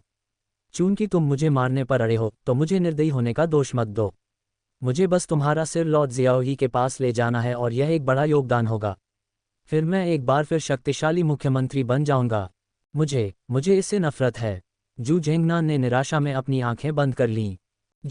झेंग यू ने उसका सिर धड़ से अलग कर दिया और मंत्रियों पर अपनी ठंडी, निर्दयी निगाहें घुमाते हुए व्यंग्य किया। सज्जनों, क्या आप इस मूर्ख राजा से बदला लेना चाहते हैं, या आप मेरे पीछे आकर आत्मसमर्पण करना चाहेंगे? वे एक दूसरे को निराशा से देखने लगे। अभी अभी जू झेंगनान के जानलेवा हमले का अनुभव करने और अब झेंग यू को उसे मारते हुए देखने के बाद वे पूरी तरह से भ्रमित थे। लेकिन जैसा कि जू झेंगनान ने पहले कहा था, उन्हें इस बात की परवाह नहीं थी कि राजा कौन है। भले ही तियानलान साम्राज्य नष्ट हो जाए, फिर भी वे किसी और के प्रति अपनी निष्ठा रख सकते थे, बस स्वामी बदल सकते थे। एक पल के लिए मंत्रियों ने एक स्वर में कहा, हम झेंग का अनुसरण करना चाहते हैं। हा, निश्चिंत रहो, मैं तुम्हें भगवान शियाओई के सामने आत्मसमर्पण करवा दूंगा और वैभव और धन दौलत फिर भी हमारी रहेगी। झेंग यू गर्व से फूला नहीं समा रहा था और झेंगसी सेना को धोखा देने के अपने फैसले पर खुद को बहुत भाग्यशाली महसूस कर रहा था। झेंगसी शहर का रक्षा मानचित्र उपलब्ध कराने में मेरे योगदान से कम तियानकिंग साम्राज्य का शाही परिवार मुझ पर बहुत भरोसा करेगा। शायद मैं एक महान क्षेत्रीय अधिकारी भी बन जाऊं। झेंग यू को सबसे आगे रखते हुए वह जू झेंगनान का सिर साथ लेकर महल के बाहर की ओर चल पड़ा। मंत्रीगण उनके पीछे पीछे चल रहे थे। जैसे ही वे महल के प्रवेश द्वार के पास पहुंचे, शियाओ यू और उसका दल भी वहां पहुंच चुका था। जल्दी से झेंग यू पास आया, दोनों हाथों से जू झेंगनान का सिर भेंट करते हुए घुटनों के बल गिर पड़ा। आपका विनम्र सेवक झेंग यू भगवान शियाओ यी को नमस्कार करता है। भगवान की जय हो 10,000 वर्षों तक। Zheng you. भीड़ में जनरल झाओ का चेहरा अचानक उग्रता से विकृत हो गया। उसके युद्ध घोड़े के नथुनों से गर्म धाराएं निकल रही थीं, जो जोर से फुफकार रही थीं। झेंग यू ने घोषणा की, प्रभु शियाओ यी, आपके विनम्र सेवक ने तियानलान साम्राज्य के राजा जू झेंगनान का सिर काट दिया है, ताकि वह निष्ठा प्रदर्शित कर सके और तियानकिंग साम्राज्य के अधीन होना चाहता है। मंत्रियों ने एक के बाद एक घुटने टेके, हम तियानकिंग साम्राज्य के अधीन होने को तैयार हैं। जियो यी ने झेंग यू को चंचल भाव से देखा, तुमने जू झेंगनान को मार डाला। झेंग यू ने गर्व से भरकर तुरंत सिर हिलाया, झेनिक्सी शहर का रक्षा मानचित्र भी मेरे आदेश पर किसी ने आपके महाराज को सौंपा था। मैं लंबे समय से आपके प्रसिद्ध नाम का आदर करता रहा हूं प्रभु। आखिरकार मेरी इच्छा पूरी हो गई है। मैं पूरी निष्ठा के साथ आपके आदेश के अधीन सेवा करने को तैयार हूं, भले ही इसके लिए मुझे अपनी हड्डियों को चूर्ण चूर्ण करना पड़े। बिना किसी शिकायत के तुम्हारी हड्डियों को चूर्ण चूर्ण कर देने को तैयार हो। सच में? जियाओ यी ने आंखें सिकोड़ते हुए कहा। अगर मैं ये शपथ तोड़ता हूं तो आसमान से मुझ पर बिजली गिर सकती है। झेंग यू ने अपनी वफादारी का प्रदर्शन जारी रखा। उनके विचार में कोई भी चापलूसी नापसंद नहीं करता। अपनी चतुराई और अपनी सर्वोच्च चापलूसी से ही उसने जू झेंगनान का अनुग्रह प्राप्त किया था। महाराज एक दिव्य प्राणी हैं, जिन्हें एक अद्वितीय भाग्य का आशीर्वाद प्राप्त है। जहां भी आप निवास करते हैं वह भूमि आपकी प्रभा से सुशोभित होती है। यहाँ तक कि मैंने भी अंधकार को त्याग दिया है और प्रकाश की ओर रुख किया है, केवल आपकी राजसी प्रसिद्धि से मोहित होकर। जियाओ यी ने उसकी ठुड्डी पर हाथ फेरते हुए सिर हिलाया, आपकी चापलूसी करने की क्षमता वाकई उल्लेखनीय है। ये सोचकर कि जियो यू उसकी प्रशंसा कर रहा है, झेंग यू ने जल्दी से झूठी विनम्रता के साथ कहा, आपका विनम्र सेवक चापलूसी नहीं कर रहा है, मैं केवल सच बोलता हूँ। चूंकि यह मामला है, मैं आपकी सच्ची भक्ति को नज़रअंदाज नहीं करना चाहूँगा। जियाओ यी ने मुस्कुराते हुए कहा। झेंग यू ने बहुत प्रसन्नता से कहा, महामहिम की सेवा करना सम्मान की बात है। तथापि जियाओ यी के अगले वाक्य ने झेंग यू को मानो नर्क की 18वीं परत में डुबो दिया। चूंकि तुम कहते हो कि तुम अपनी हड्डियों को चूर्ण चूर्ण करने को तैयार हो, तो ये राजकुमार तुम्हारी इच्छा पूरी करेगा। जनरल झाओ, मैं इस बूढ़े कुत्ते को तुम्हें सौंपता हूँ। इसका सिर काटना है, उबलते तेल में पकाना है या अंग भंग करके मारना है, ये तुम्हें तय करना है। धन्यवाद मेरे प्रभु। झाओ गाओई बहुत खुश था। वह आगे बढ़ रहा था और उसकी निगाहें भयंकर थीं और वह झेंग यू को घूर रहा था। झेंग यू अविश्वास में अनियंत्रित रूप से कांप उठा। नहीं नहीं, मेरे स्वामी, मैंने आपके लिए योगदान दिया है, मैंने तियानकिंग साम्राज्य के लिए योगदान दिया है। नहीं, यह नहीं हो सकता। हालांकि जियाओ यी भावशून्य थी, उसने उस पर कोई ध्यान नहीं दिया। एक वज्रपात के बल के साथ झाओ गाओई ने झेंग यू के अंगों को बेरहमी से तोड़ दिया, उसे महल के द्वार के सामने बांध दिया। झेनिक्सी सेना, मेरी आज्ञा सुनो। हमारे सामने ये गद्दार झेंग यू है, जिसने अपने पालक पिता को धोखा दिया है। हम में से प्रत्येक को ब्लेड के साथ बारी बारी से ले जाया जाएगा। उसे विघटन की सजा भुगतने दो। मारना मारना मारना। 2 लाख की मजबूत झेंगसी सेना, जिनमें से प्रत्येक के पास एक एक ब्लेड था, ने क्रमिक रूप से झेंग यू के मांस के टुकड़े काट डाले। 1 कट, 2 कट, 3 कट। पीड़ादायक दर्द में झेंग यू को लगा कि जीवन असहनीय है। वह झेंगसी सेना की भयावह पंक्तियों को देख रहा था, उसका चेहरा निराशा से भरा हुआ था। महल के द्वार के बाहर जियो यी और उसके 5 लाख सैनिक एक कदम भी आगे नहीं बढ़े थे, बस चुपचाप वहां इंतजार कर रहे थे। जब तक झेंग यू को झेंगसी शहर की 2 लाख की सेना द्वारा टुकड़े टुकड़े करके मार नहीं डाला गया, उसका मांस नहीं काटा गया, उसकी हड्डियों को तब तक साफ नहीं किया गया, जब तक कि एक भी टुकड़ा नहीं बचा, तब तक वे नहीं रुके। झंकार झंकार। झाओ गाओई 2 लाख सैनिकों का नेतृत्व करते हुए एक साथ जियो यी के सामने घुटने टेक दिए। प्रत्येक चेहरे पर हार्दिक पूजा और कृतज्ञता थी। धन्यवाद भगवान जियो, जनरल का बदला लेने के लिए। धन्यवाद भगवान जियो। 2 लाख सैनिकों ने एक साथ गर्जना की। वे जियाओ यी द्वारा पूरी तरह से जीत लिए गए थे। जियाओ यी ने अपना हाथ उठाया और कहा, उठो। अगर झेंगसी के राजा की स्वर्ग में कोई आत्मा है, तो वह तुम्हें अतीत में जीते हुए नहीं देखना चाहेगा। अब से तुम सभी तियानकिंग साम्राज्य की प्रजा हो। राष्ट्र के योद्धा राजा की जय हो। तियानकिंग साम्राज्य अमर रहे। चीखें गूंज उठी, धरती हिल गई, गर्जना से ऐसा लगा जैसे आकाश में बादल टूट रहे हों। जियाओयी ने गहरी आवाज में कहा, झांग बाइशेंग, फौरन राजधानी की सुरक्षा की जिम्मेदारी संभालो। वह रुका, फिर झाओ गाओई को देखता रहा। झाओ गाओई, मैं तुम्हें आदेश देता हूं कि तुम झेंगसी सेना का नेतृत्व करो, उन सभी शहरों पर विजय पाओ जो अभी तक तियानकिंग राज्य की सीमा में नहीं आए हैं, और जो कोई भी विरोध करे उस पर कोई दया मत करो। हाँ, आपका अधीनस्थ आदेश का पालन करता है। सेना 2 भागों में बंट गई। झाओ गाओई और झांग बाइशेंग ने अलग अलग उनका नेतृत्व किया। इसके बाद शियाओई ने शेष 50,000 शाही रक्षकों को शाही महल में ले गया। तियानलान साम्राज्य की यह विजय निश्चित रूप से एक बहुत बड़ी जीत थी। युद्ध के बाद स्वाभाविक रूप से युद्ध की लूट का माल इकट्ठा किया गया। अतीत में जीते गए शहरों में शियाओई ने गैर अशांति नीति अपनाई थी और कोई खजाना नहीं लूटा था। लेकिन यह शाही महल था जो कभी तियानलान शाही परिवार का निवास स्थान था, जहां तियानलान साम्राज्य की सबसे बड़ी संपत्ति और खजाने जमा थे। शियाओई के आदेश पर झेंगले ने अपने आदमियों को महल में प्रवेश कराया और लूट का माल इकट्ठा करना शुरू किया। साथ ही महल के भीतर के अवशेषों को भी शुद्ध करना है। जहां तक महल में छिपे शाही अनाथों का सवाल है, यदि वे आत्मसमर्पण कर देते तो उन्हें जीवित पकड़ लिया जाता, लेकिन यदि वे विरोध करते तो उन्हें तुरंत मार दिया जाता। एक बार के लिए महल के भीतर संघर्ष का धुआं उठ रहा था।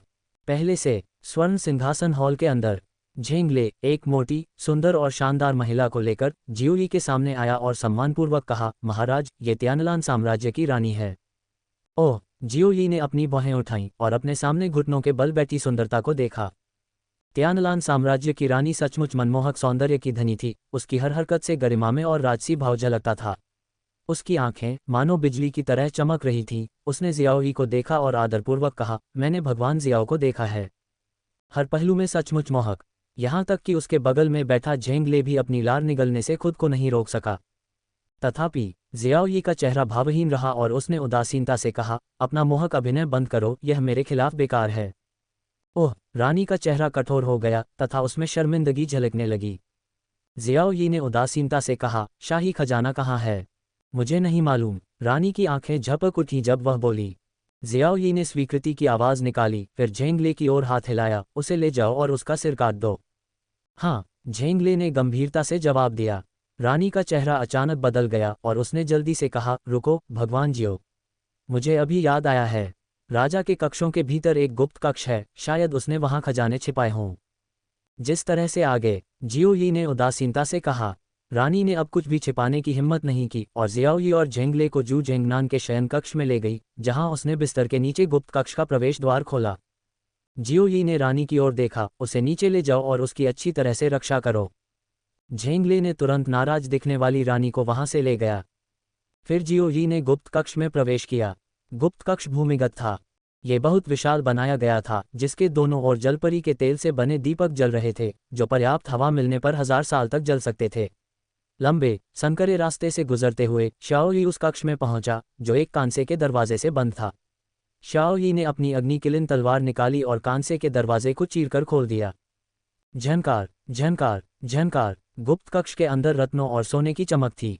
यहाँ अकेले चांदी ही 10 अरब से अधिक थी तथा अनेक दुर्लभ खजानों, प्राचीन चित्रकारी और सुलेख का तो जिक्र ही नहीं किया जा सकता। कुल मूल्य निश्चित रूप से 100 अरब रजत टेल के करीब था। हिस हिस। लिटिल लिन जियाओई की बाहों से बाहर निकली, उसकी आंखें चमक रही थीं। बॉस, यहाँ बहुत सारे खजाने हैं। जियोई ने सिर हिलाया। छोटे लिन, देखो कि क्या यहाँ कोई स्वर्गीय खजाना है। वह अब स्वर्णिम कोर क्षेत्र के शिखर पर था, ताओक्लेश क्षेत्र से बस एक कदम दूर। पर्याप्त प्राणशक्ति संचय और शारीरिक परिष्कार के साथ वह ताओक्लेश क्षेत्र में प्रवेश करने के मानक तक पहुंच गया था। केवल प्राकृतिक शक्तियों के बारे में उसकी समझ बाल भर कम थी। अगर उसे कुछ ऐसे खजाने मिल जाएं जो प्राकृतिक शक्तियों की समझ को बढ़ाते हों, जैसे कि पौराणिक नीला ड्रैगनवुड, तूफानी पत्थर, हीरा पत्थर और अन्य स्वर्गीय खजाने, तो वह प्राकृतिक शक्तियों के बारे में अपनी समझ बढ़ा सकता था और क्लेश क्षेत्र में प्रवेश कर सकता था। लिटिल लिन ने अपनी जीभ हिलाते हुए खजाने के ढेर में खोजबीन की। एक पल के बाद लिटिल लिन खजानों के बीच से निकला और जियोई की ओर सिर हिलाते हुए बोला, बॉस, मुझे कोई स्वर्गीय खजाना तो नहीं मिला, लेकिन मुझे एक दिलचस्प जगह मिल गई। ओह! जियोई आश्चर्यचकित था। कौन सी जगह?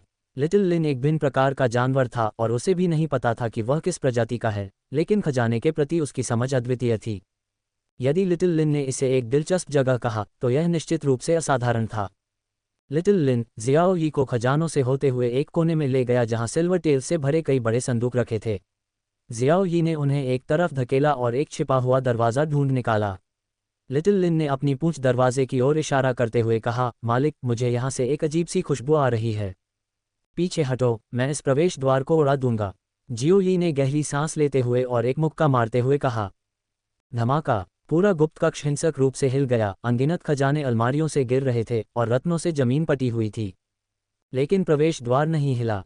यह जियो यी की पुतलियां थोड़ी सिकुड़ गईं।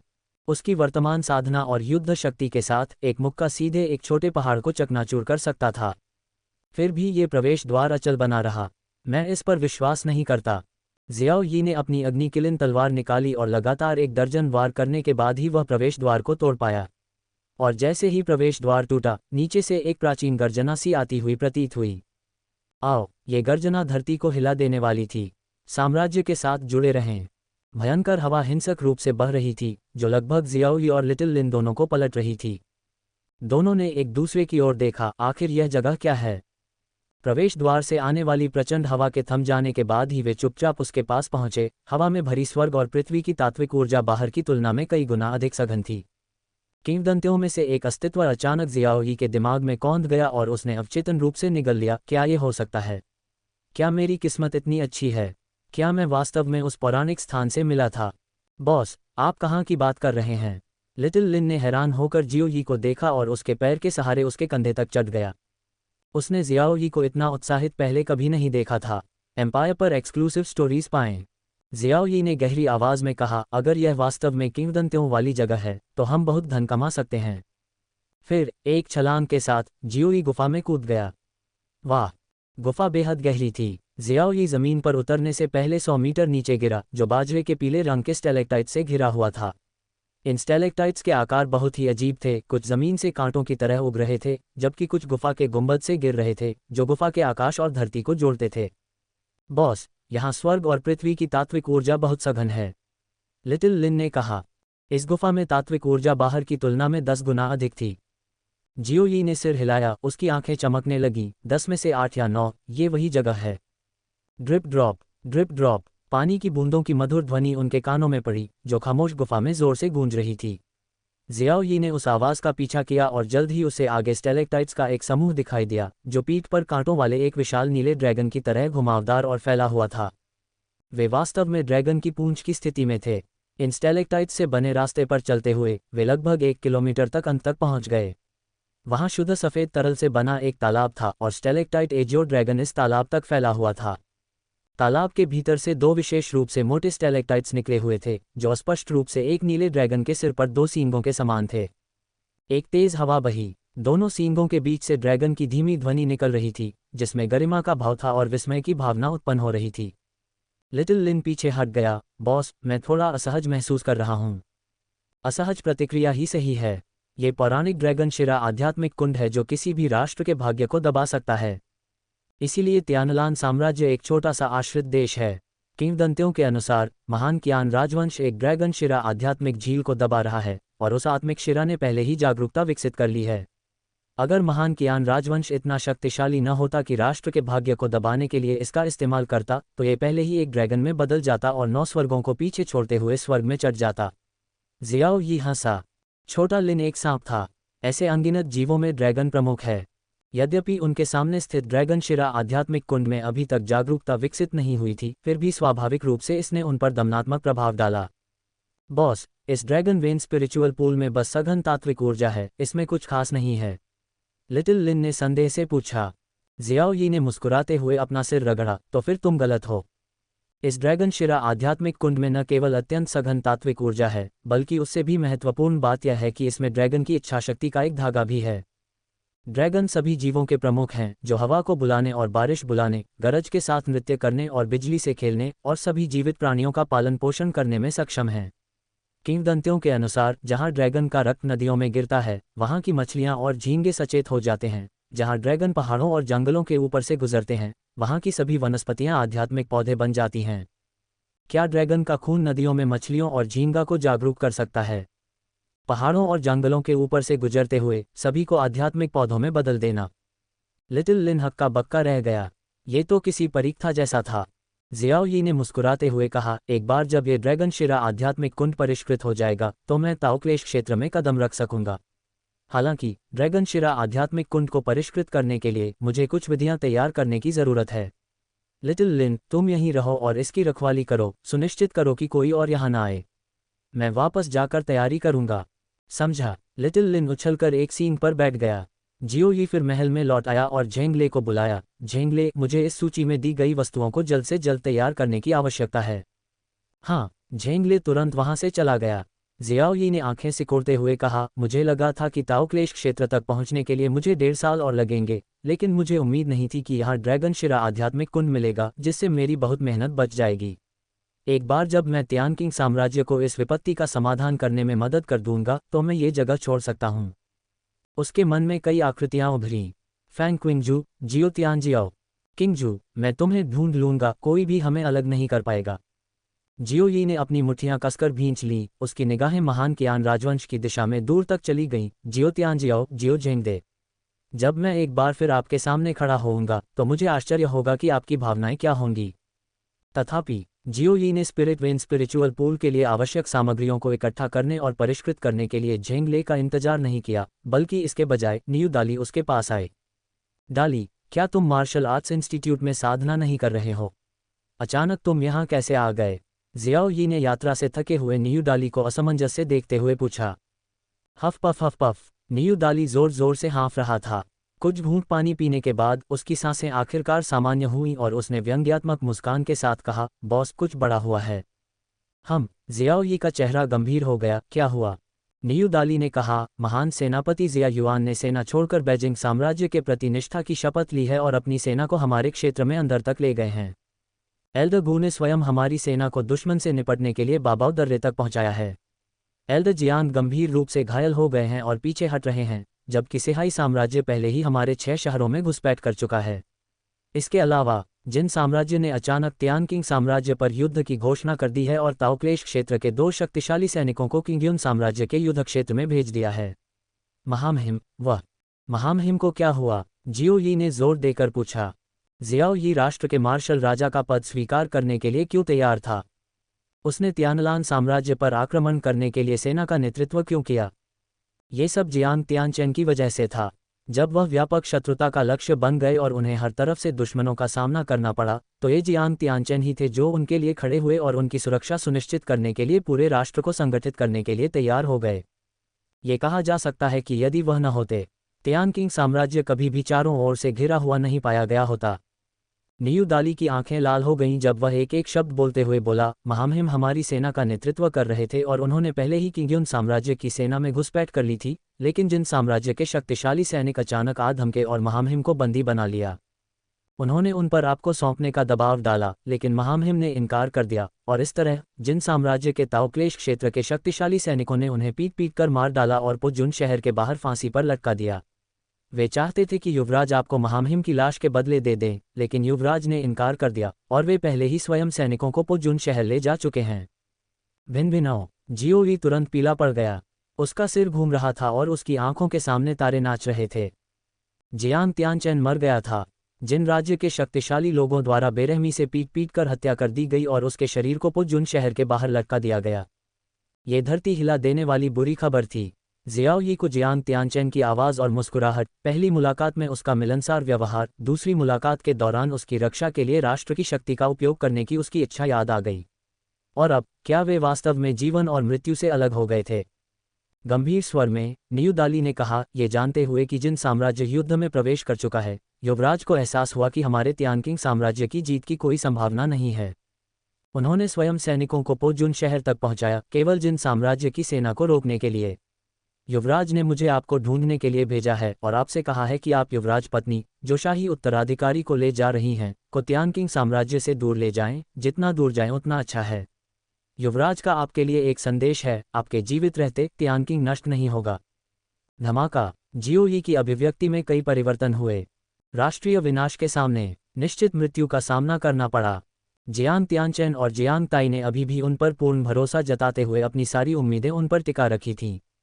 जियो यी ने गहरी सांस ली और धीरे धीरे सांस छोड़ते हुए कहा, अगर महामहिम और युवराज को मुझ पर इतना भरोसा है तो मैं, जियो यी, उन्हें कैसे निराश कर सकता हूँ।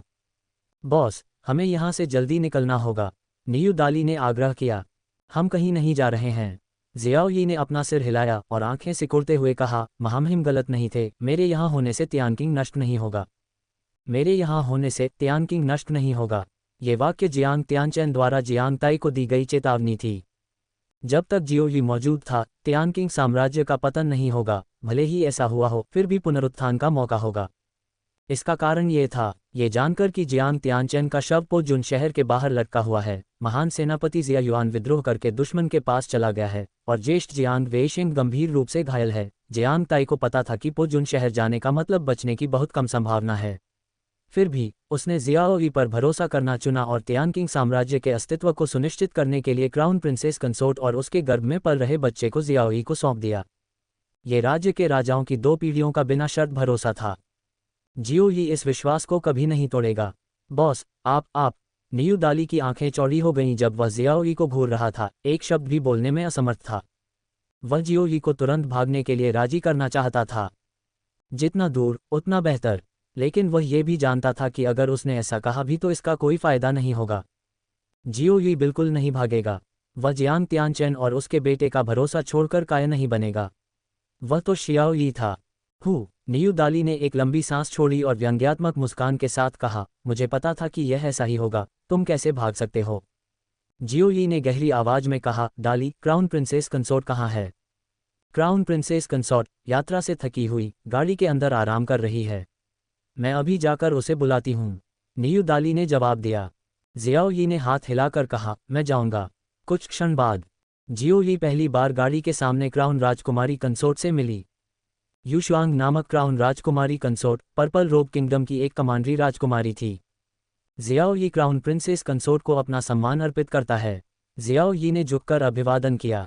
यूशुआंग सौम्य और शांत थी, उसका पेट थोड़ा सा निकला हुआ था, उसकी हथेली सहज रूप से उसे बचा रही थी जब उसने शियाओ यी को प्रणाम किया। यूशुआंग संरक्षक मार्शल भगवान को अपना सम्मान अर्पित करती है। जियो यी दंग रह गया, संरक्षक मार्शल भगवान। यूशुआंग ने सिर हिलाया, युद्ध देवता को शायद पता न हो, लेकिन जब आप पश्चिमी गढ़ को तोड़ रहे थे तो मेरे पिता ने आपको संरक्षक मार्शल देवता का नाम देने का आदेश दिया था। आपके यहाँ होने से तियानकिंग साम्राज्य अस्तित्व में है। वेंग, जियो यी का शरीर कांप उठा। एक आदमी अपने विश्वासपात्र के लिए मर जाता है।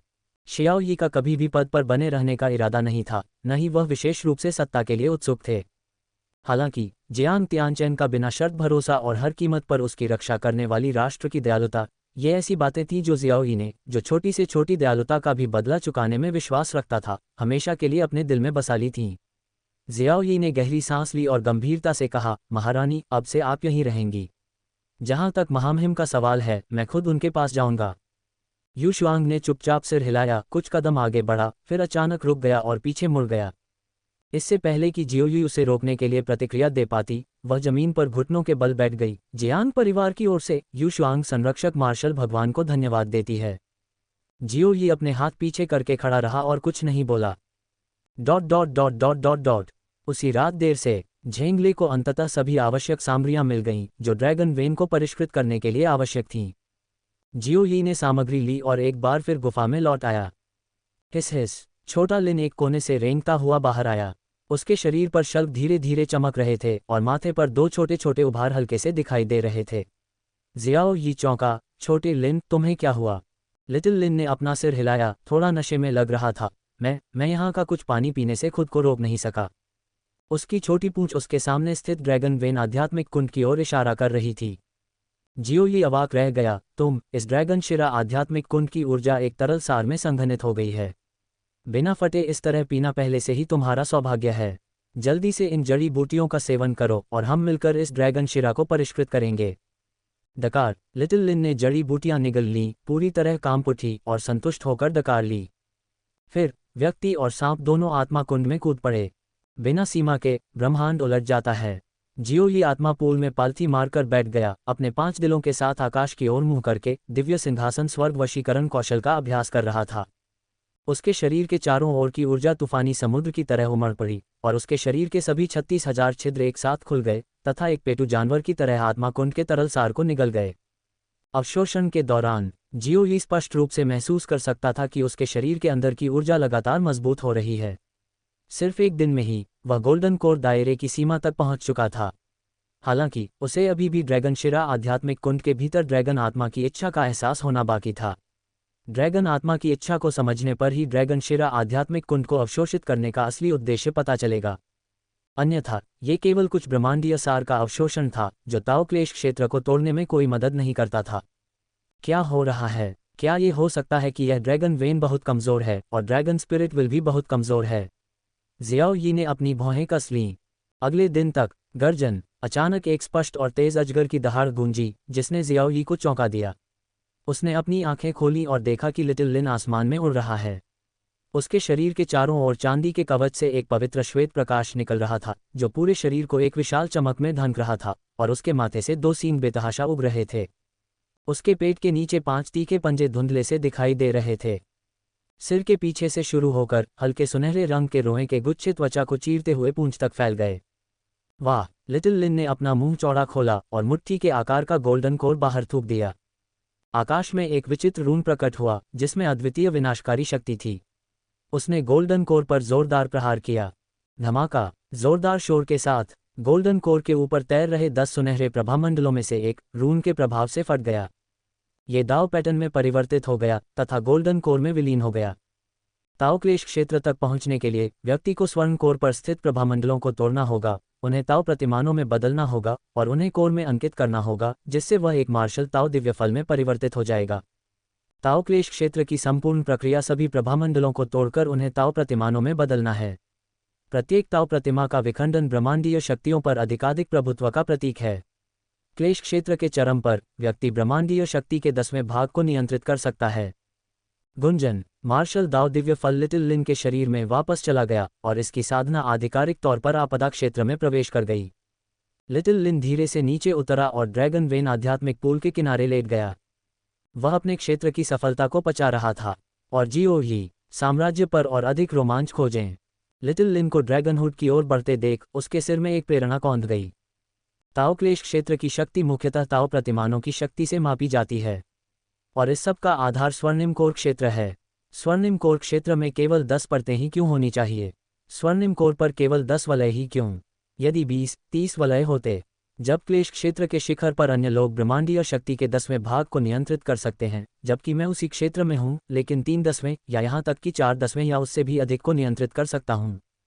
जियो ही के दिमाग में एक भयानक विचार उभरा। इसका उद्देश्य ताओ क्लेश क्षेत्र में प्रवेश में विलंब करना था, गोल्डन कोर को परिष्कृत करना जारी रखना, स्वर्ण अमृत प्रभामंडल को ठोस बनाने के लिए। गोल्डन कोर के 10 छल्ले निश्चित रूप से सीमा नहीं हैं। मुझे लगता है कि मेरा गोल्डन कोर अभी भी टिक सकता है। मैं ये कर सकता हूँ। जियाओ यी ने गहरी सांस ली और कुंड से पानी की अनंत मात्रा उसके मुंह में भर गई। वह फिर से दिव्य सिंहासनारूढ़ स्वर्ग वशीकरण कौशल से उन्मत्त हो गया, लगातार ब्रह्मांडीय सार को संपीड़ित करता हुआ उसे स्वर्णिम केंद्र की ओर निर्देशित करता रहा। हालांकि इस समय जियो यी को पता नहीं था।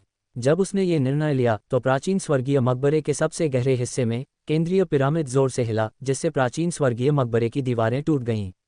वह प्रकाश की एक सुनहरी किरण में बदल गया जो उसकी ओर उड़ रही थी।